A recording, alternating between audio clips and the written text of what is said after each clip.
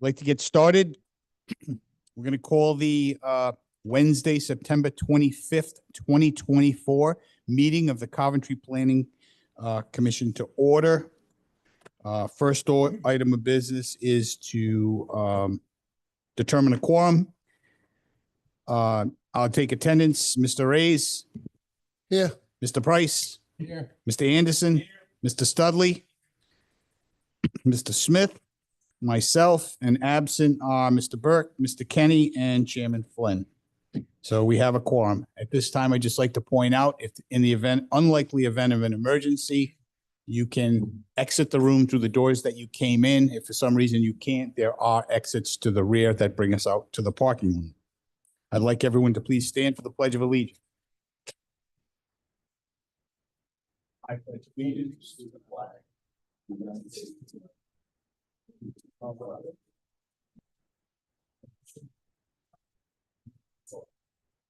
Justice. Thank you.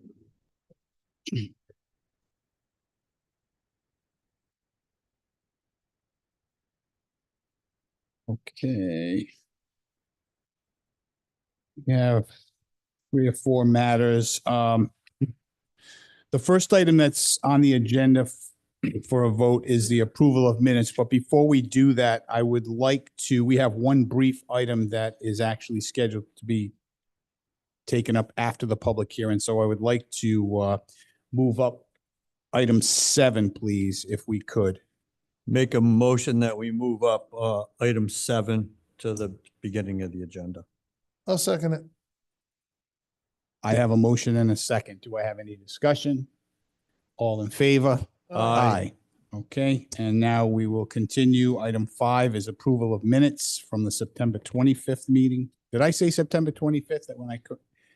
Yeah. I meant to say October 23rd. Sorry, I was reading from the minutes. October 23rd. Okay. I make a motion, we approve the minutes from the meeting on Wednesday, September 25th, 2024. I'll second. I have a motion and a second. Any discussion, corrections, or comments? Hearing none. All in favor? Aye. The ayes have it. Unanimous. Okay, so that being said, I will now just jump to item 7, please. It's a pre-app for the proposed commercial contractor units. Owner applicant Andrew Barber, assessors plat 10, lot 42. The proposal is to develop 1 commercial office building and 2 equipment storage buildings for contractor use. If anyone's here for the applicant, you can come up. Mr. Barber, I see you there. And I believe this is just to discuss the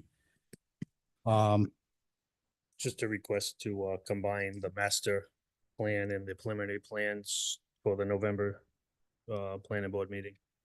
right. And you've been before the TRC and we got the revised plan and we Yeah. have all the comments. Do you have anything to add? No, I think I'll just note that the applicant recently revised their plan to address comments that we had at TRC. Staff is generally overall comfortable with the plans as they are currently. Staff has no concerns with considering combining these. The procedure would be tonight is your opportunity to provide comment and generally discuss it. We wouldn't take a vote to combine at this stage. It would be inappropriate. You will take a vote to combine them at the next meeting, and that will be at a time when you will have both the master plan and the preliminary plan application in front of you. And that's when you're formally able to render a vote having seen them. This is just to ensure if you had any initial concerns about that potential, we're giving the applicant guidance as to whether they should head towards that and count on it or perhaps not. Okay.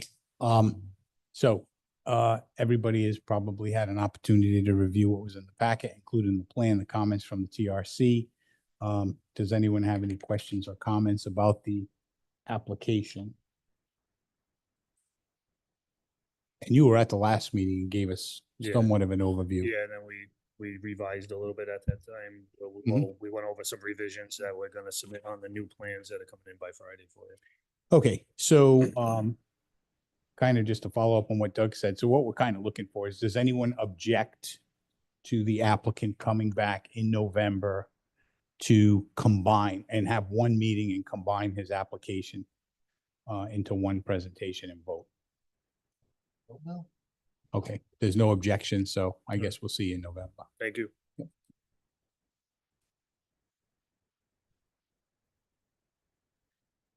Okay. Wait a minute.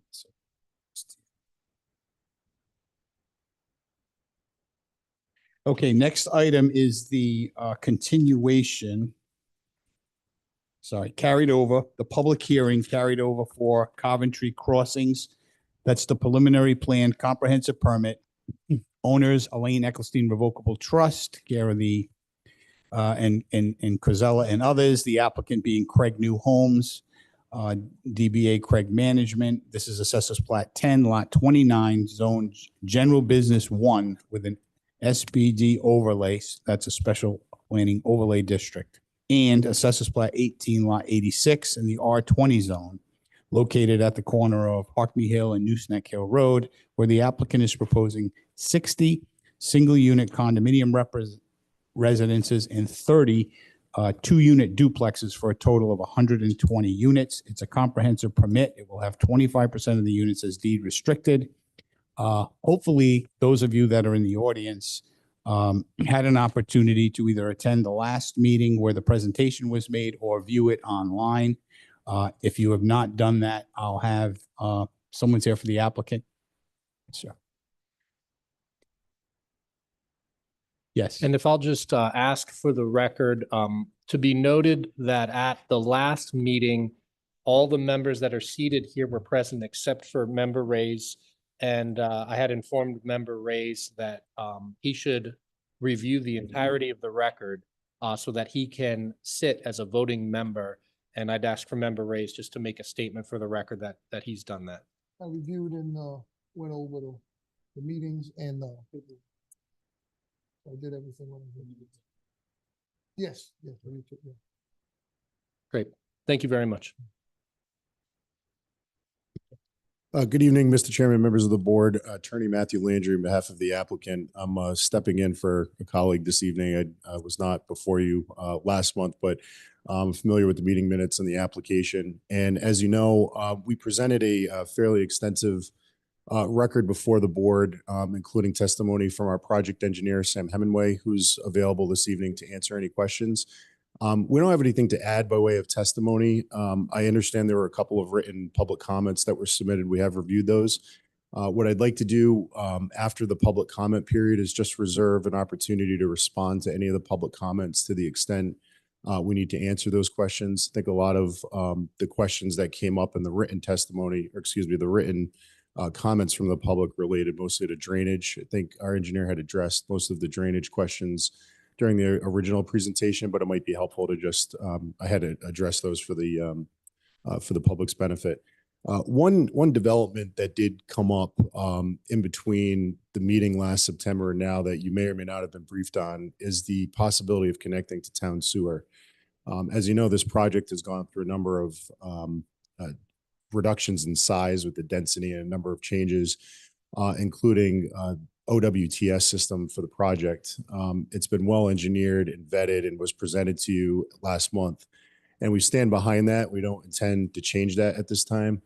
But as you may or may not know, there have been discussions between the applicant and the town with respect to this grant program to make sewer upgrades to the system, including the line that could potentially be connected into.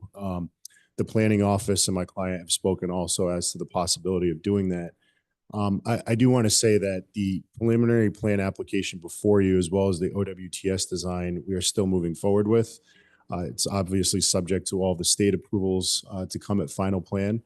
But my client is willing to work with the town and continue to work with the town on exploring the sewer possibility, whatever that may look like.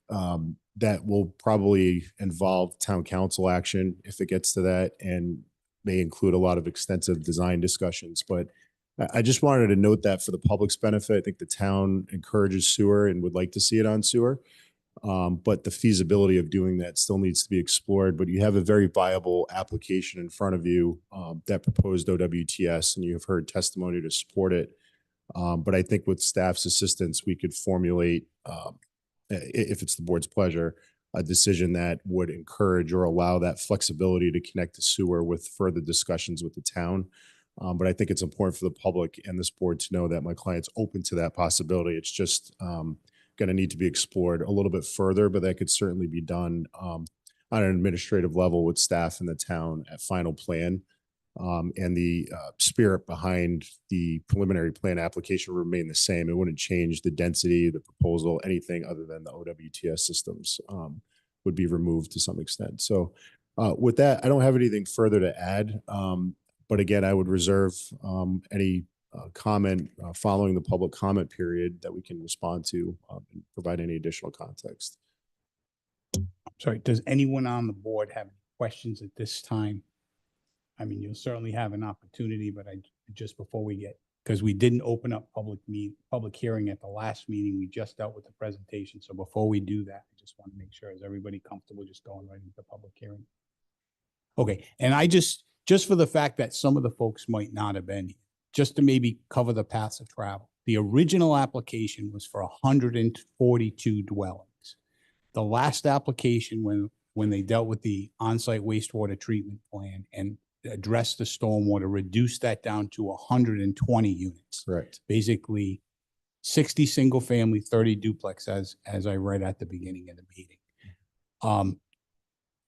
You're not the application that's in front of us is for the on-site wastewater treatment system, and you want to preserve that because you could basically run on two paths. It's probably going to take you a few months to get all the state permits, and you can continue, because my understanding is now if the town got this grant for the upgrade of the pump station, you still have to investigate the viability of the line, look at the capacity, look at the cost. There's a number of variables that would come into play. That's great. But what I was trying to gauge, and you don't have to answer now, is this something the applicant's just willing to explore, or is this something the applicant really would like to do if it's feasible? Yeah, if it's feasible. Obviously, there's significant Yeah. costs involved. Yeah. That was something explored initially. And Yeah.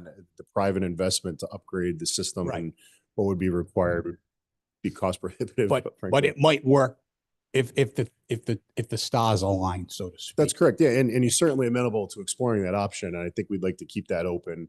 But we do have a plan in front of you that's viable and feasible. Right. And the reason I bring that up is because, for example, the findings of fact in some of the materials that we have in front of us, it sounds to me that if someone was to make a motion for, against, regardless of the outcome, you would like to have the option, not necessarily to do on-site, you want on-site wastewater treatment, but you would also like the option, if it's available, so that you don't have to come back and say, hey, we changed our plan, we're not doing on-site wastewater, we're going to tie into the sewer. And you don't have That's correct. Yeah, we Got would it. like a decision to approve the OWTS system, the plans in front of you, but allow an option to connect to That's- sewer. Yep, I wanted to make sure I got that out. Yep, Okay. Thank you. Yep. Okay. So with nothing else, I'm happy to listen to the public comment and reserve the right to respond. So it's at that time, you've got the, Doug gave you copies of some of the written, He did. and the engineer can respond to those, and then any comments that we get tonight towards the end of the Yeah, meeting. certainly, yeah, and I'm happy to have him do it now. I think it would be helpful. I'm sure that a lot of the concerns are related to hear the public comments and then address them all at once at the end. Sure. Might make for a more efficient process, but I'm happy to do it. However Okay. you prefer. Sure, that's fine. Okay, with that said, if no one else has any other comments or questions, we can, I'll entertain a motion to open public hearing. I'll make a motion that we open a public hearing for Coventry Crossings. I'll Can I have a second it. second? We have a second. So we have, all in favor? Aye. Aye. Any opposed? Hearing none. Okay, we're going to open public hearing. Before we take any public comments, I just want to put a couple of pieces specifically on the record as it relates to staff's recommended conditions of approval.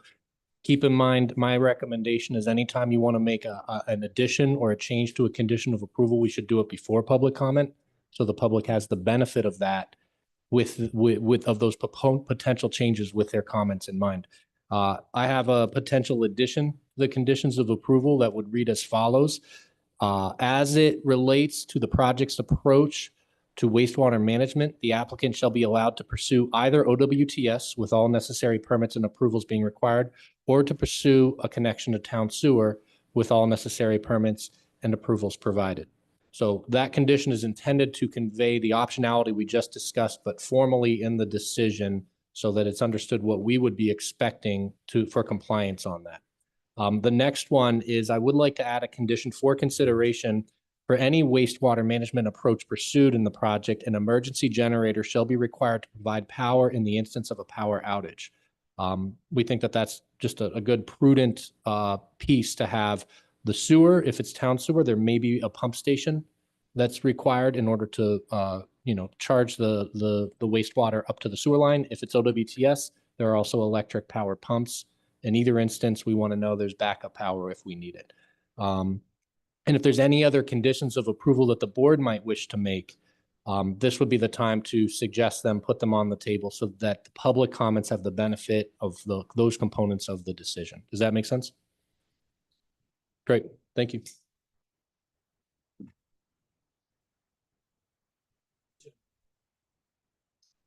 So, I'm sorry, just a couple of things. We got a lot of people here. We do still have a couple of items on the agenda after this public hearing. So I will just start on one side of the room and go to the other. I would ask that if you've already spoken, I'll call you up again. There's nothing that precludes you from speaking more than once. If you could just keep your comments to, a couple of minutes. If you've heard somebody else already say the same thing, as you heard, the applicant's attorney said him or the engineer will respond to the comments at the end. So I just don't want to get too redundant with the comments. So that being said, this side of the room over here, would anyone like to come up and speak for or against the application?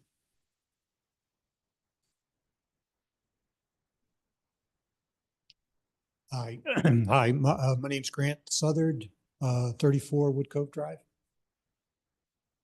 Southard, Southard. You're welcome. I'm one of the abutters. As a joke, I'll ask you guys. Doug encouraged me to send in ahead of time comment. Did you read them? Yes, I did. Show of hands. Yep. And we also gave them to we gave the written comments to the engineer, so you'll get a response. Excellent. So I'll try to keep this brief. I'll try. The two main concerns I had were the wastewater treatment and the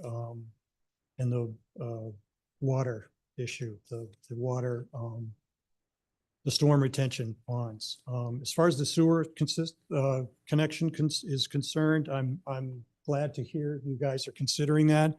I think that is the best solution. Certainly the on-site system will work. It's engineered to work, but the gold standard is to use the public sewer system if it's available. And that's, I guess, really what my main comment is. Because the one additional comment I have to the stuff that I provided you guys earlier was I found a study of Massachusetts developments. It's a 2015 study. It's kind of old, but it talked about the short-term and long-term cost with a private system. The study found that operation costs were 10 to 15 times higher than a conventional septic system. Now that's just a regular septic system. It isn't a special OTS that they're proposing. But one example of the system construction cost was $900,000 and an annual operating cost of $120,000. Again, that was 9 years ago. The cost would most certainly be higher this time around. But the cost also depends on the type of system and how many residential units there would be to share the expense. My suggestion is a cost analysis to be reviewed by you folks in the sewer authority in order to make an informed decision as to which is the better choice. In other words, how affordable do we want these houses to be? If perhaps the long-term cost is more than or I should say the operating costs are a lot higher to have an OTS system, perhaps the long-term solution is to go with a public sewer, even though maybe the initial cost might be higher. Any of those costs are going to get put over to the residents of the development. So overall, like I've said before, the public system was one of the main selling points of the master plan approval. And so going backwards to not using sewers seems like a step backwards. So that's my comment on sewers. The storm retention ponds in the northwest corner of the development that pulled up on the plan here. I just want to make sure that I understand and maybe you understand how that is going to work. At first glance, it shows what looks good for the abutting neighbors along Wood Cove Drive, which I am one. It does look good, but a closer look shows the elevation of all the houses have been raised. The retention pond BMP 2, which this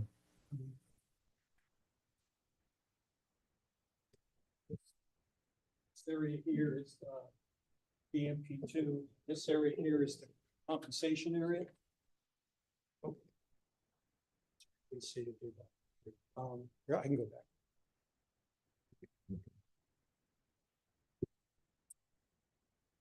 So what I wanted to identify that all the houses are going to be, that area is going to be filled and raised about 4 feet higher than what's there now, presently exists. And then that BMP2 is going to actually be excavated down a couple of feet below the elevation of the houses. So what else do I want to say? Oh, then the compensation area is another foot or so drop down below that. So the idea is those two dark lines that you see, these two dark lines represent the water coming off the street. So all the drains along the street here and the street here dump into this retention pond. And that overflows. They've got it designed so that it goes into that compensation area.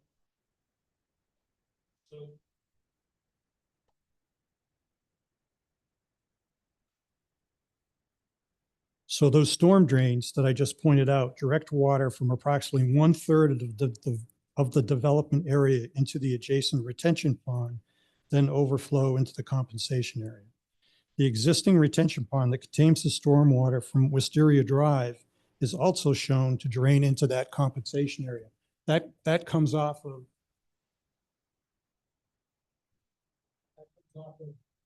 Wisteria up here. It drains into this area here. So all the water coming off the road will go into presently goes into this pond. And presently, there are trenches and ends up over in the storm area.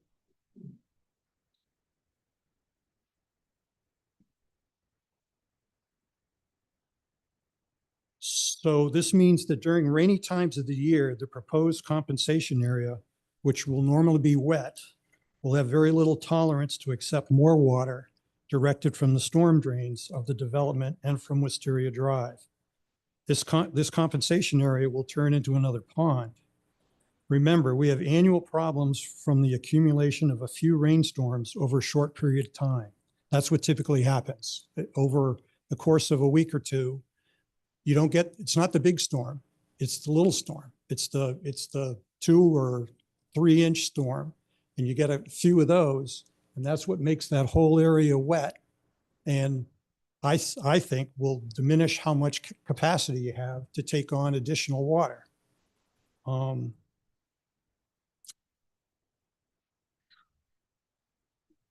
The proposal, as the proposal is written, looks at the effects of one significant storm, but does not consider the scenario of sequential small storms, which history tells us typically occurs, leading to water problems in the Wood Cove and Wisteria properties.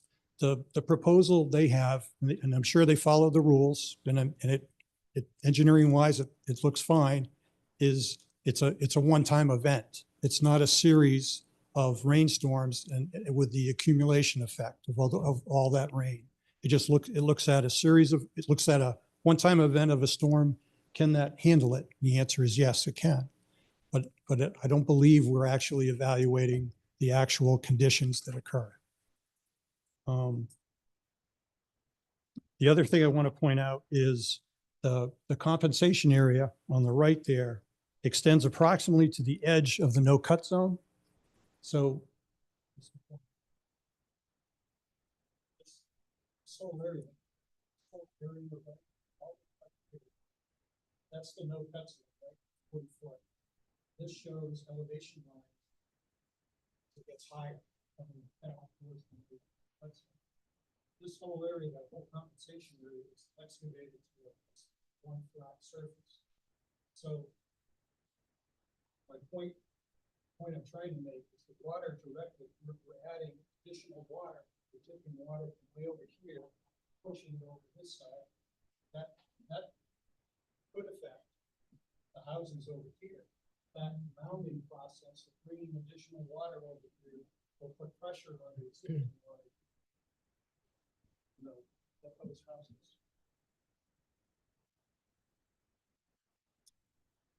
So the compensation, let's see, I said that already. The current landscape in this area is known to be wet for extended times during the year, with the adjacent homes already having water problems. The existing trees in the proposed compensation area are to be removed, eliminating a better water absorber than the proposed grass. So there are presently a lot of trees in that area that absorb water. Those will be cut down as proposed. So again, the bottom line, all the added water purposely directed to the retention pond and the compensation area has the significant potential to aggravate a known problem to the adjacent problems. My one story, personal story that I'll tell you is this last spring, when all the houses along Wood Cove and Wisteria were pumping water into the street. I'm the lucky one that I don't have any sump pumps at my house. I'm lucky. I escaped having to deal with that. I did have the flood in 2010, and I get that. That was a one-time event. But during this past spring, the water was just starting to come up through my basement floor where the town water line comes into my house. It was just starting to weep up through there, and it was damp. So the water table was right there underneath the foundation of my house. It was that close to coming in. So my concern is the water that's being directed off another section of the property, pushing over to my side, I think will affect the water table at my house. Those are my two basic comments. And the only other new comment that you guys don't have written up there is something I was looking at, that existing retention basin behind Wisteria, that one that I pointed out earlier.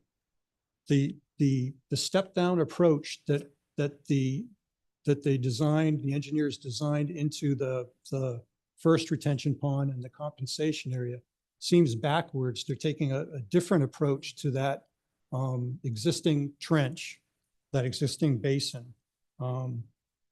In the proposed plan, the existing trenches that remove water from the basin have been removed. So the trenches aren't there. And it doesn't seem to be a flow path from the basin. Water would have to rise up above the boundary of the basin and then continue to rise as part of the compensation area.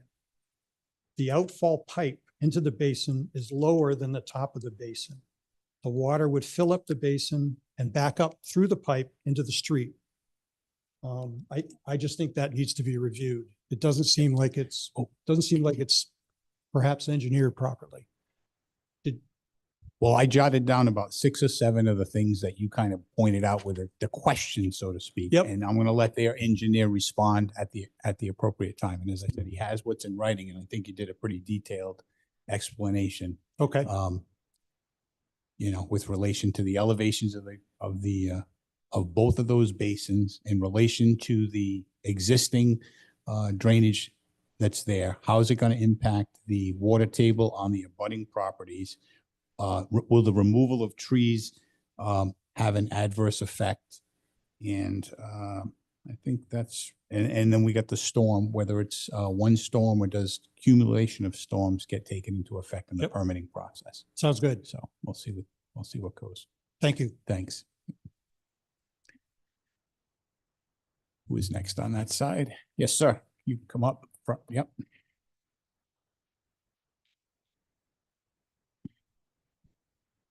Good evening. Good evening. A name and address for the stenographer, please. I'm Arthur Eric Bartholomew. Bartholomew. I live at 88 Wisteria Drive, abutting the proposed Coventry Crossings development. There's a couple of points I'd like to raise. Grant covered a lot of what I was going to cover. I didn't get my presentation to Doug until this afternoon. I don't know if you guys have had a chance to see it. The first thing I did in that was go over the easements, the two easements that are in place. One to go from Wisteria Drive across my property and the neighbor's property into the basin, and then also the easement for the town of Coventry to dump. So I won't go through that whole thing. You know, if you want to read it, you can reread it, or if you haven't already. I did make a mistake in my presentation. I said the Coventry Crossings developer has acknowledged the retention basins, which he finally did. After 3 meetings, you'll recall the first couple of meetings, they had that basin part of the no-cut zone. They didn't even have the basin there. They have subsequently acknowledged it. I did say, however, additional existing modifications to the property have not been addressed. That's not true. The stormwater management report, which I hadn't fully reviewed prior to writing this, does mention it, and it does accurately mention it. We can look at slide 1.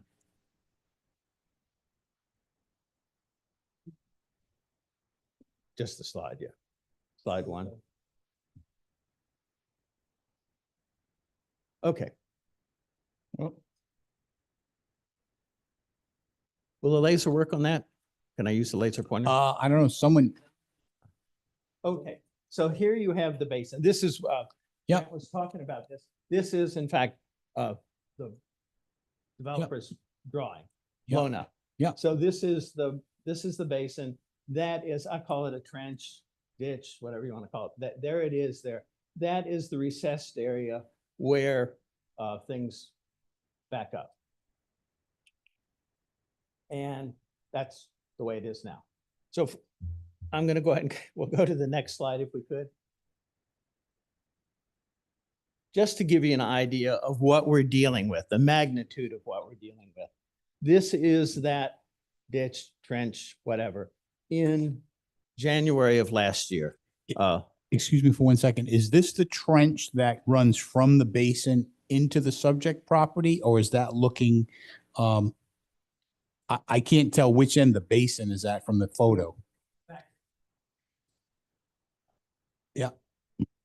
I was looking from actually point C, which is here, back towards. Okay, thank you. So that was in January when, thank God there was still on the ground. So you get a pretty good idea of what we're dealing with. We can go to the next slide. This is that flooded area. And it's pretty large. Is that the basin, or are we talking at the end of the trench? None of these are the basin. I do have plenty of pictures of the basin. This is that flooded area. If you want to go back to the slide, it's that recessed area that's, we can go back to the first slide. Yep. This Yeah, well, it looks from the contours, it's about 4 feet lower.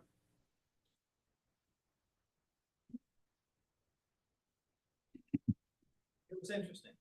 You have a 74-year-old man walking through this wood with a phone and my camera to take the pictures to try, because I hadn't seen this drawing when I was doing this back in January. So I'm trying to, and you should see my homemade drawings, they're horrible, to try and document this Okay. trench and to document. So that's that. Okay, so the concern is with the modifications as proposed, if we go back to the next slide, we'll see this is what they're talking about. So here's the change. So we have this compensation area. And PMP number 2, with the spillway here.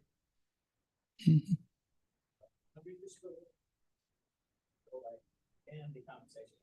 What I wasn't sure of, and I said, well, so there's no trench, there's no recessed area. So is it just what's gonna happen? So apparently this is gonna be at, I'm at 150 or 250 here. And to the point Grant made, we had wind last January. Before then, it was July, the last time we had this level of flooding. The basin fills up, goes above the head wall where the pipe comes in. At that time, and I do have a picture, but it's difficult to see, on Wisteria Drive, the grate on Wisteria Drive, the water is like 2 inches below that grate. So any increase, you're going to flood Wisteria Drive, which we all know is pretty busy place, people going. So those were my primary concerns with regard to property. I have called DEM and I said, because to the point that Grant was making about, well, what happens if what they're doing affects groundwater flow in either direction? If what they're doing, so when I contacted DEM, I asked the question, if stormwater management modifications to the property would either impede existing groundwater flow from adjacent properties or precipitate groundwater flow to adjacent properties, would that be covered in DEM's evaluation of and they said, no, it wouldn't. The response was that preliminary plan review would not cover these eventualities. Admittedly, these sorts of issues do occur, but are considered civil matters that must be pursued by the offending parties or party. So those are the Yep. 2 points. And again, a Yeah, lot. and I'm going to defer to the engineer again to come up and explain how the basin's going to work, what the elevations, where the water's going to flow. And Okay. I think you did a pretty good job again, illustrating your concerns. And we'll let him talk about both stormwater Good. and groundwater. If he can impacts. leave his phone number, so if I run into this problem again, I can give him a call myself. I'll defer.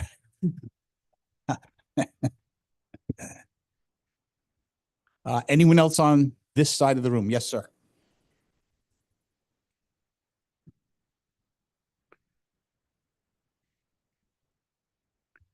Michael Grattan, 94 Wisteria Drive. Grattan. Thank you. So I want to thank you all for continuing this year-long journey that we've been having of trying to fit a square peg into a round hole, as I like to see it. My neighbors have talked about the water issues. I could go ad nauseum about that. I already have. You all know about the pumps that we have. A couple of things I just want to bring to everybody's attention when we're talking about the civil matter. Should people start getting water, we're already on record as having water in our houses. So it'd be up to us to prove that this made it worse. And I'm no lawyer. They've got a lot of lawyers. I'm sure there's no way for me to say, well, the flow of water into my basement used to be this many gallons per hour and now it's this many. I have no way of determining that. So really, the onus is going to be on us and we're going to lose. That's why we come to you guys. Sticking with the water situation, I do want to talk about sewers in a moment, but some of us have been fined for pumping water to the streets because we already have such a bad water problem. The town council was kind enough to waive those fines because they knew where else we're going to put it. In our neighbor's yard? We can't do that. We leave it in our own yard. We're going to flood our basements. I've had that conversation with town council. The problem is we're already in a jackpot situation with houses that were inspected by the town at the time that they were built. Nothing's changed around that, yet we still have water. Now we're going to add a whole other issue. At least one member of this board has said that the DEM recommendations, their minimum recommendations, are proving time and time again to not be adequate for the type of storms we're having. As Eric and Grant has both spoken about, it's not the 100-year storm, which we had. It's the successive of little storms in a short period of time before the groundwater can recharge and lower the level. I mean, I took a 110 geology class in URI, and I know enough to know that What's happening is insufficient already. And now we're going to compound that with things that admittedly DEM is out of date and out of touch with, that the town has had multiple issues in this town with other developments that are experiencing flooding, to the point where just recently the town council had to approve spending to do flood remediation at a particular property because the town had dropped the ball during the approval process and during the inspection process. Okay, so to my point, I want to know, what assurances do we have? Not just, oh, DEM says it's okay. We know DEM is not to the standards that we see that in the town. You guys, I'm sure, have heard all the complaints about the various builders in the town and recent developments and everybody that's having flooding. We need to put a stop to this. And this is kind of ground zero for that. And when I think of that, now I'm going to go to the sewers. Sewers are available. They just don't want to pay for them. They had what they thought was a handshake deal with Mr. Asselone to tie in. That was a premise of all of this. When they first came, you say, oh, we don't have a written agreement, but we have an understanding that we should be able to tie into the sewers. Well, now they can't, because now they found out it's going to cost them money. What if some of these other things are going to cost them more money? What assurances do we have that they're not going to look for a cheaper solution? Who's going to foot the bill? It's going to be the taxpayers, the homeowners, and if the town council precedent of now bailing somebody else out, literally, and spending thousands of dollars to do remediation for the flooding of his property and his home, there's a lot of houses that we're going to have to be doing that with. So I just want the town and this board to consider, you guys have the ability to approve this or to not approve it. And this is something that it's going to come out, it's going to rear its ugly head. We're seeing it in all the other developments. And you guys have a lot of responsibility. And I appreciate the fact that you're up here, you're doing the job. It's a thankless job, I get it. But I want you just to consider all those factors. You know, and again, I just think we've seen this go from the initial, before it even came to this, I think the initial proposal was 168 units with some high rises. Then it was down to the 142. Now we're down to 120. At what point are we going to pare it down and say, this is just trying to stick a square peg in a round hole? And I would just ask you to consider that there's lots of other places this developer can go in this town. There's other properties that they can purchase and do this at. This isn't the one for this type of a development, not with the current state. I should be happy that all that stormwater is now going to be pushed over to Wood Cove and affect my neighbors, because that's actually going to pull away from my basement. I should be happy about that. I don't wish that upon anybody, what I've been dealing with for, let's see, since 1995 when I moved to this town in that house. I don't wish that upon anybody. So I appreciate your time. I thank you. And thank you for your time. Thank you. Anyone else on this side of the room want to come up, speak for or against? I'll go to this side. Yes, sir.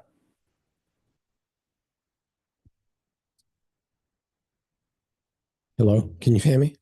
Yeah, my name is Paul Ruggieri, Ruggeri. I live at 66 Wood Cove Drive.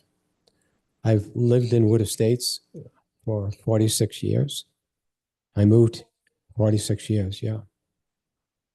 I came here because I really wanted to enjoy living in a neighborhood that's pretty much under control, all half-acre lots, people keeping up their properties and so on. And I got really disturbed when they said Coventry Crossings. I thought, wow, Coventry Crossings. I don't even know where the downtown of Coventry is. So I said, Coventry Crossings, at least if we had a beautiful field and it was used as a family park, not for sporting necessarily, but for a park where there were benches and tables and plants and flowers and trees. It would be, people would come into this area and say, wow, Coventry Crossing, this could be a nice place to live, okay? I agree with Michael, I think was the last speaker, and I think the other speakers for talking about the water problems. But I think this property should have been purchased by the town and turned into a beautiful park. And if it's not too late, I would like to see that happen. Secondly, I was here when Almex was here, down just past Burger King and across from McDonald's on Route 3. And there was a shopping center. You know, you had a Radio Shack and a number of other stores. There was sewerage, there was electric, there was power coming in, there was an extra entrance and exit with lights, so that traffic lights, so people could do it. It's fairly flat. It would be a great place for that, and it would improve the look of that area of town. I think this, and you know, the lawyers on the builder side have been very good. I think that, you know, I've gone to the meetings, and one of the things that I hear is them talking about all the concessions that they made. You know, frankly, they wouldn't have got as far as they have if they didn't make the concessions. The people that are making the concessions are the homeowners, people in Wood Estates, people that live close on Hopkins Hill Road and Route 118, Hogney Hill Road. We're making the concessions. Our property values could drop significantly because we're next to middle and low income housing. Another thing that really upset me is that 2 or 3 meetings into it last year, there was still a good crowd of public people coming to these events. And a number of people spoke up and said, no rentals. We don't want there to be any rentals, all purchased. And that seemed to go along with what people were planning and expecting to happen. The last meeting I went to, it was quietly said in the beginning by a lawyer, we know they might not sell all the properties, so we'd like the opportunity to rent them. Rental properties, from my experience, are not maintained the way that privately owned properties that have the ability to increase in value have. Okay. I agree with everything they said about the water. Fortunately, my lot was a gravel bank and it's higher up and I don't have the problem, but I go walking and jogging down Wood Cove all the time. I drive my car down Wisteria and I'm always seeing hoses coming out of people's basements. And that's a bad situation to be in because that causes mold, causes a lot of sickness to people and a lot of expense and frustration. So, but you know, the other thing I wanted to mention is why couldn't they use the Almax Plaza? It's perfectly set up for that. It's convenient to a couple of restaurants there. It's not that far from downtown. My concern is people coming into Wood Estates. And if it's low income and if they're rental, there's more likelihood that they could cause harm to people that live in Wood Estates. And I think with this coming in, it actually lowers the value of the value of our homes. We moved in there because we saw, wow, value is going to grow, not go down. And a low income, even middle income, if it's purchased, it's fine. Low income, if it's purchased, can work. But I don't think rentals should be allowed at all. And the other comment I have that I think is still very important is why is there going to have to be any commercial property there? It should be all residential. And I don't know why the town can't say, you know what, we're going to apply for no commercial. There's enough commercial lots on Route 3 that are vacant and can be occupied by other people. So my vote would be similar to, I believe, Michael's vote, is they ought to put this somewhere else in the town, and this should be, he didn't say it, but I'd like to say it could be used as a beautiful park that the town has. That's all. Thank you for your time. Just a couple of quick responses. This board does not have the authority to buy property and create parks. That's a completely different. Yeah, that's the town. That's the town. Yeah. So we're here because we have an application before us. Yeah. And he's got his master plan approval. And Yeah. now we're trying to see if the details on the plan, I things such as understand. stormwater, can be dealt with. Right. I will say there have been people that looked at the former Almax Plaza for housing. And when they did their due diligence, it was not feasible. I don't know if you're aware, but there was also Finn's Junkyard in that same area. Right. I knew So that. we're talking about residential uses in proximity to a former junkyard. I don't know all the due diligence that was done or why the project didn't get off the ground. So I know a lot of folks have said, hey, they should put housing there. They should put housing there. People have explored it and apparently it's not working and it's for sale. So if someone could put housing there, I think we might see a sale. But again, that's something that takes place in the market. But beyond that, I will defer to the responses that we get at the end of the meeting for the other points that you brought. I just wanted to say that because we don't have authority to say, hey, we should use there. Folks here that represent the owners of that property are looking for this thing to get sold. They want their money. I know. And so unfortunately, to preserve it for open space, someone else has to come up with the cash. Yeah. is that, who at the town would make that decision? The town manager, town council? All of them. Yeah. And they have they have I forget the name of the group that preserves land that might otherwise be developed in town. Yeah. But they need a budget. Yeah, understand. And the other comment I would make on what you said about the junkyard, people buy properties that are gas stations with gasoline tanks that are stuck in the ground, and that's hazardous. And they turn them into properties that can be used for other purposes. Oh, yeah, but not If there's a- residential. No, but if there's a junkyard, that property can be cleared, the grounds can be taken away, that might be, Right, it's cost prohibitive. That's my point. So it's not marketable for that. And again, I don't want to debate that issue. Okay, And the yeah. other point that you made about the business, this entire property is actually zoned for business. He's got one little piece he's keeping for business. The rest he's converting to residential. yeah, I know it was originally, Okay. I know that it was Oh. originally proposed. Because the I'm whole just thing. saying, it's not like he's saying, hey, I want to take a residential property, put a business there. The entire parcel practically is own business, and he's got one little piece he wants to keep for Right. business and the rest residential. So, Yeah, why kind of the couldn't it be, opposite. why couldn't it be all residential? well, apparently from his point of view, it wasn't the highest and best use of the land. Again, I'll let him respond to the question, but I just wanted to clarify. Okay. He's not trying to put a business in where a business doesn't belong. It's already zoned for business. No, I understand. The Okay. whole thing was zoned. It was, I think a Kmart or something was planning at one point to go in. But, I don't want to belabor the point. But I think that a lot, other people at previous meetings and even here have expressed, they didn't think we needed commercial there. Okay. That's one comment that I think is important. Yep, and I'm going to let them respond Yeah, okay, as to why they chose to do that. okay. Thank you for your time. Thank you. Yeah. Anyone else on this side? I'll take them from the front back. There's three. Yep, sure. Judy Quinlan, Quinlan, 22 Wood Cove Drive. I did send in some information and to Doug, and my main concern is the stormwater. We've had flooding in the storms that Greg mentioned, not the big one, but the little ones. And I sent pictures in that showed the flooding in our backyard into the field. Wasn't just our backyard, but the pond went way into the field. So that's a major concern I have. Another concern I have is the landscaping of the buffer. Nowhere in the documents that they provided that I've gone through have they shown what they're going to do for that 40-foot buffer. Is it going to be trees, a fence, rocks? I mean, what are they going to do for that? I'd like to know that. And the other thing, you said it's zoned for commercial. Is that why there has to be an issue or? see No, what it says it's prohibited multifamily units in the GB zone. Is that why? Because it was zoned for business?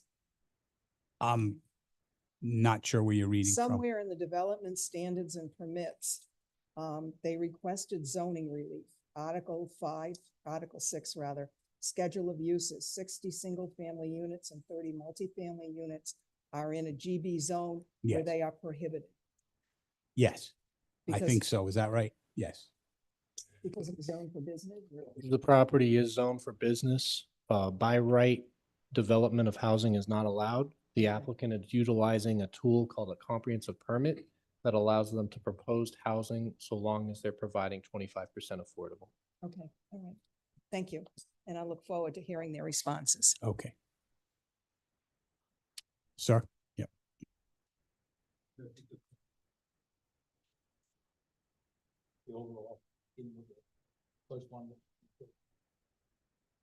My name is George Jonick, Jonic, 24 Wood Cove Drive. I just want to, I should have done it before it ran. I'm not an engineer, I'm a salesman and a Marine, but our property is down here.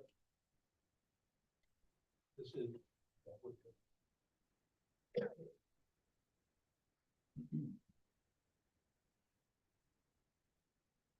We've owned 24 Wood Cove Drive property only since December 11th. And to our dismay, have had to invest my wife typed this as many multiple thousands. Actually, it was closer to between $40,000 and $50,000 over a 6-month period to repair and restore both our dwelling's basement and property site due to flooding and drainage problems caused by the high water table and the poor drainage of the land surrounding our property, including the adjacent wooded area and large open field. There was no disclosure to us of any kind of water-related problems from prior owner, realtors, or home inspector. The basement flooded 9 days after we closed, and again, which was December 19th, 2023, and again on 2 occasions in January. Hence, the unexpected repair expenditures. Our biggest general concern is that the building of 120 residential units and a large building for unknown commercial use, which are being encouraged and planned for on approximately 30 acres of land, much of which is susceptible to flooding and poor drainage, will potentially overwhelm our property in many ways. Flooding and land drainage, septic issues, overcrowding, loss of trees in the no-cut zone of the forest along certain wood estate properties, increased noise, traffic, trash removal, the list goes on. Our biggest personal concern are those affecting our land and our home, and very likely neighboring properties. Specifically, the strong possibility and probability of future flooding of our property and home during the several fall and winter, spring months of rain, which we are learning is a typical annual occurrence in this area.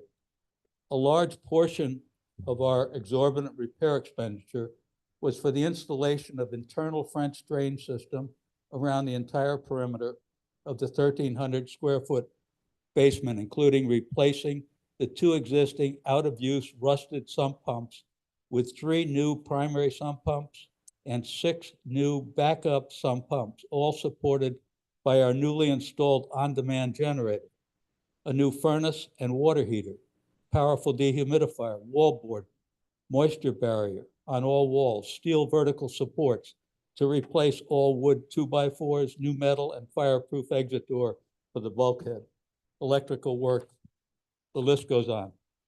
It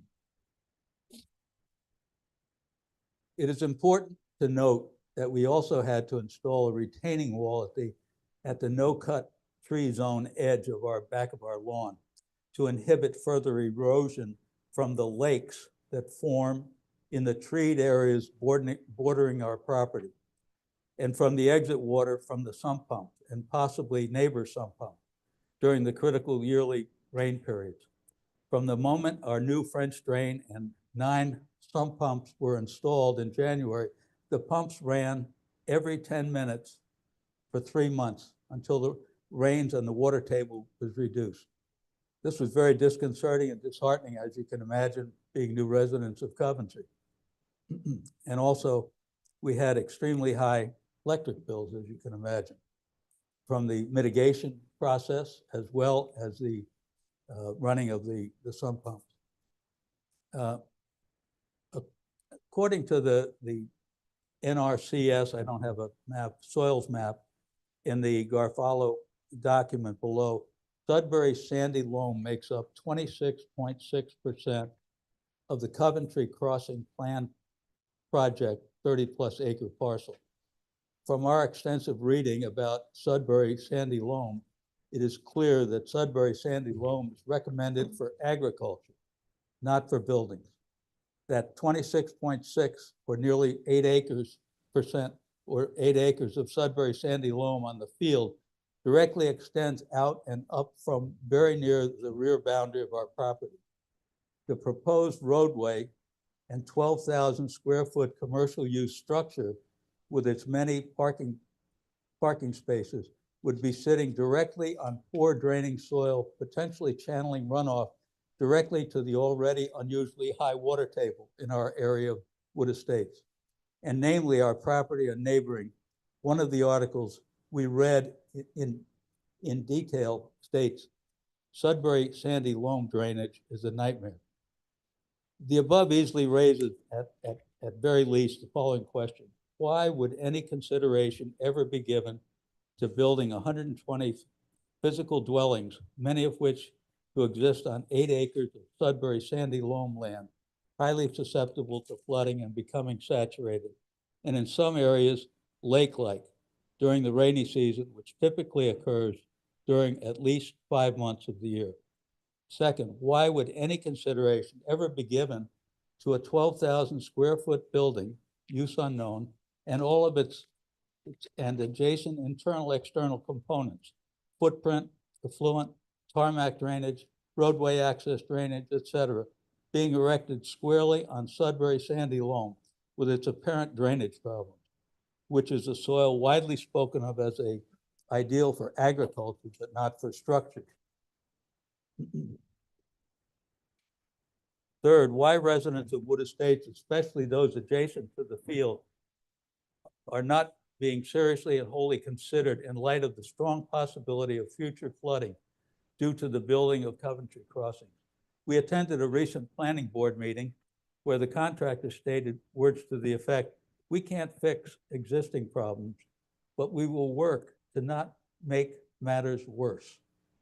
How can this be done, and how can we be assured of this? Water drainage for the commercial buildings itself, its access areas, extensive parking lots, roadway access, and driveway runoffs from all aspects of the homes themselves raise the possibility of major surface flooding issues, causing a negative effect on the already unusually high water table in the area. It is important to note here that at least one nearby neighbor has told us of his continual need to fill and reseed sinkholes on his property. We have already done some of that. These come to Wood Cove Drive, and please come to Wood Cove Drive on the way out to Route 3, the exit from Wood Cove Estates, across from Pat's Restaurant. Experience the bumpy sinkhole ride on the roadway. It is our sincere hope that our personal concerns and those of our nearby neighbors and residents be taken wholeheartedly, sincerely, and with common sense, and that any and all decisions be based on consideration and appreciation of all, including all private parties, abutting the proposed Coventry Crossing project. A project of proposed enormity of Coventry Crossing should be put on land that is known to be able to handle the challenges of such a building project. The field within a few yards of our backyards and those of others does not fit that scenario. I appreciate your time this evening. I apologize for not having 7 copies. We sent this yesterday to the wrong email. I apologize for that. But there's 3 copies up there if any of you would like to look at them. But I thank you for your time. I did read it. When he was talking about the Sudbury soil, I remember seeing it. It's the one you handed us before. And they have a copy of that as well to respond? Okay, thank you. Senator.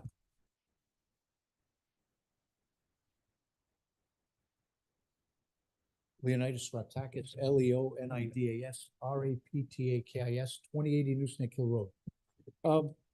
We just heard a lot of testimony from a lot of the neighbors that live on Wisteria Drive. And for those that don't know this property has had a colorful history of trying to develop it going back to 1993. Mr. Chairman, you probably recall the issue about Almax and Kmart being proposed on that same parcel and the concerns by the Kent County Water Authority, number one, and I think that's another concern that we should also address. Kent County Water does provide a good amount of drinking water for Coventry and West Warwick. And as you know, the aquifer is located on this parcel, and probably in a famous study, and I wish I would have brought the book with me. I had it last time during the September meeting. It's a URI study called Whose Pond Is It? And it outlines the flow of water, underground water, the aquifer probably from Johnson's Pond all the way heading south through Route 3 into the Mishonock Aquifer. And I think that's one of the concerns that you as a board should look at what Kent County Water has brought to you as a document, a letter recently. And I think that's a very important concern. Also with DEM, I think that DEM has also their concerns. But these are all state agencies, a quasi-public agency. And also on top of it, the other issue that really concerns me is also the traffic issue. And if you could put that map up, I'm not sure if you have the recent proposal, probably the third or fourth proposal of the traffic exiting out onto Harkney Hill Road, and I believe it's Route 3. I'm not sure if that's the right drawing, but it was a drawing that showed a new egress, not in front of Maple Root Road, but further to the north, which would cross over 2 lanes of traffic instead of 3. So basically, you have DEM, DOT that has to approve this traffic pattern.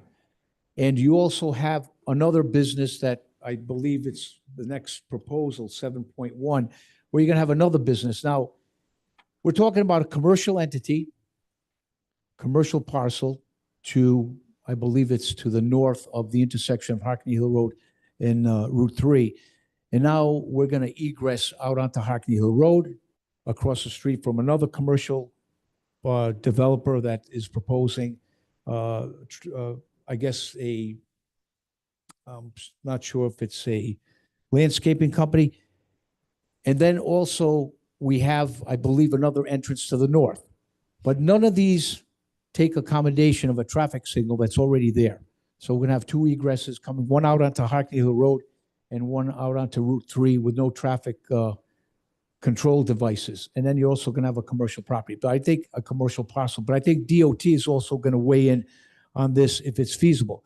So there's a lot to digest here, whether it's the traffic, whether it's Kent County Water, whether it's DEM, and you've heard from a lot of neighbors that they have issues.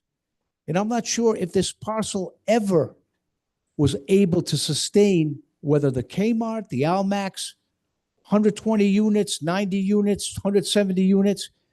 I think there's an issue, and Mike Grattan said it best, that you can't put something that doesn't belong there. Now, is the Planning Commission in Town of Coventry guarantee that once this development goes in, that they're going to buy the property back from these individuals when they have flooding issues on a daily basis or on a monthly basis? Or who knows? We can't predict the future. But I'm just saying, is this the right fit for this property? You've heard many accounts from the neighbors, from their homes, what is happening of this parcel. This parcel was for many years, a cornfield, a farmland, and I'm not sure what other proposal you can put on that property other than open space. But I think there has to be a guarantee, if you're going to move forward and approve 120 units, that you guarantee the livelihoods and the future of the residents that live on Wood Cove and Wisteria Drive. If it comes to the fact that there's going to be multiple problems that occur on these parcels, that the town of Coventry should think about maybe purchasing all those houses. You can't have people live in misery, number one.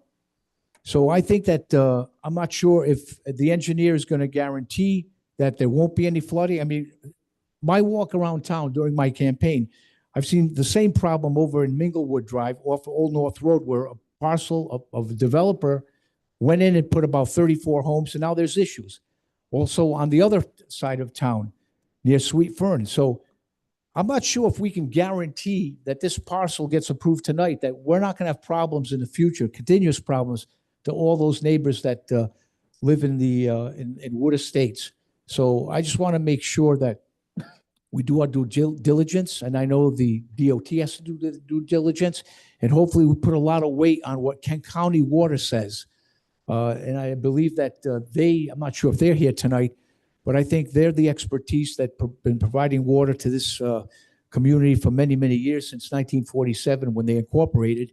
But I think they know best that they have a water supply not that far away, and I'm not sure if this project will affect it. If you recall, when Kmart and Kmart and Almax were supposed to be built, the reason was the parking spaces. They were afraid of what could happen with over 1,000 parking spots. I know there's not going to be 1,000 parking spots, but hopefully that didn't occur. The project wasn't built. And why wasn't the project built?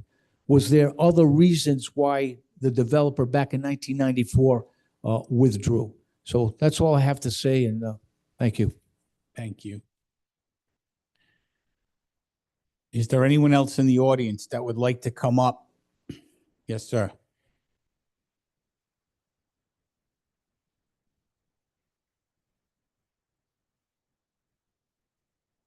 Hi, my name is Gerard Levine, Lavigne.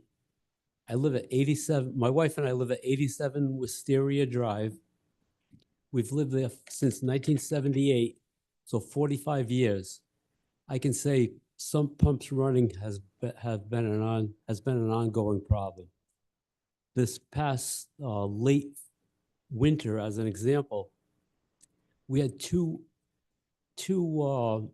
high capacity 1.5-inch discharge sump pumps running for a month. We were pumping into the water table.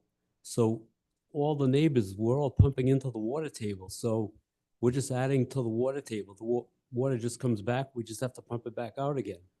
It seems like with all the structures that are possibly going to get built in the development that's being proposed, plus all the pavement, there's going to be a lot less area for the water to soak into the ground.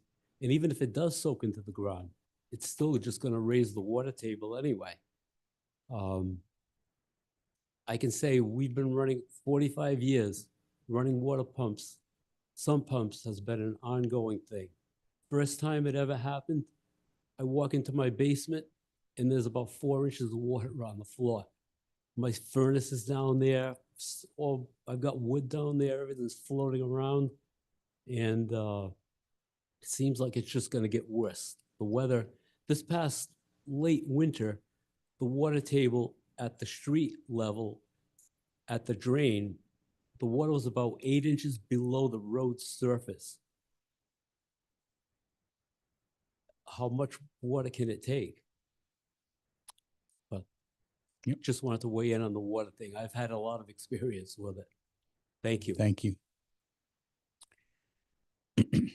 Is there anybody else that would like to come up to the microphone and speak for or against, comments or concerns? Okay. Not hearing. I'm sorry. Oh, yeah. Anybody on Zoom? I'm sorry. Cody, just if there's anybody on Zoom that has a comment or would like to speak, please raise your hand.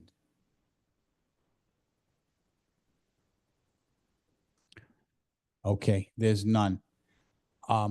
Okay. Welcome back.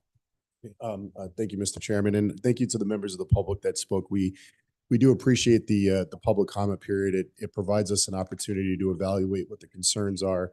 And a lot of the concerns were relayed during the master plan phase. And we believe we've done a very thorough job of addressing stormwater controls on site. This is a very extensive permitting process, and there's no circumventing what you can and cannot do with stormwater controls and drainage. It's vetted heavily by the town and its staff, and you'll have independent experts and people that you rely upon to review the plans that are submitted, and nothing's going to skirt by unless it's been thoroughly reviewed and addressed. It also goes through a very rigorous state permitting process, as I'm sure all of you know. DEM is going to weigh in on this from a stormwater standpoint, wetlands, septic, anything that's required for this property is going to be reviewed, inspected, and vetted at a state level. There's a very technical and scientific methodology to evaluate where drainage goes, and I don't prepare myself. I'm an attorney, I'm not an engineer, but that's why we hire the experts to do these things, and we believe Garofalo has done an excellent job of demonstrating that there'll be no net increase. And that's the standard. The standard is that you cannot increase stormwater flow, no net increase to other properties. You're not required to mitigate or cure existing issues. You can't make them worse. And that's a pretty high standard. We've got to demonstrate to a certain degree of certainty at both this level and the state that there will be no net increase or impacts to abutting parcels as a result of this development. And Sam can speak to that again as to what's going to happen with these existing basins and, the business behind how that stormwater is handled. With respect to the uses for the property, I certainly can't stand here before you and tell you why Almax didn't get developed 30 years ago. the regulations have changed extensively. Developers have different reasons. There's different market conditions. But whatever it was is really not relevant for tonight. It's what is before you. What is an appropriate use for this property is a legislative process. The town council, the planning board, it's heavily vetted, and you design a comprehensive plan that I know Mr. McLean knows all too well. What goes into that and what the aspiration is for the town and its community and in different parcels throughout town. This site was specifically called out in your comprehensive plan as a special planning district that would allow up to 20 units an acre, on this development. This is significantly less than what would be allowed or what was considered by your town council through that legislative process. It's also zoned for heavy commercial use. So this could be a very intense commercial use with a lot of other, significant pervious surfaces, parking areas, much more intense traffic uses. So I just want to mention that the town has already gone through this legislative process and determined that what uses are appropriate here. And then under the comp permit process, an applicant is allowed to ask for waivers from certain uses or that may not otherwise be allowed in order to advance affordable housing in town, which is respectfully lacking in town based on the state requirements. So that's why we're here. And just briefly with respect to buffers, this was testified to during the original hearing in September. There's a 40-foot no-cut vegetative buffer that we're not touching. That's going to stay. I don't believe that was even required under the existing regulations, but the nearest house is actually an additional 20 feet from that. So you're talking 60 feet to the nearest residence as a result of this development. And with the reduction in the units from the master plan phase, it also increased some of the setback distances, the buffering. So I think that's an important aspect of this. With respect to the technical issues with the basins, I'll ask Sam Hemingway, if you could just come up and answer some of the specific questions that came up.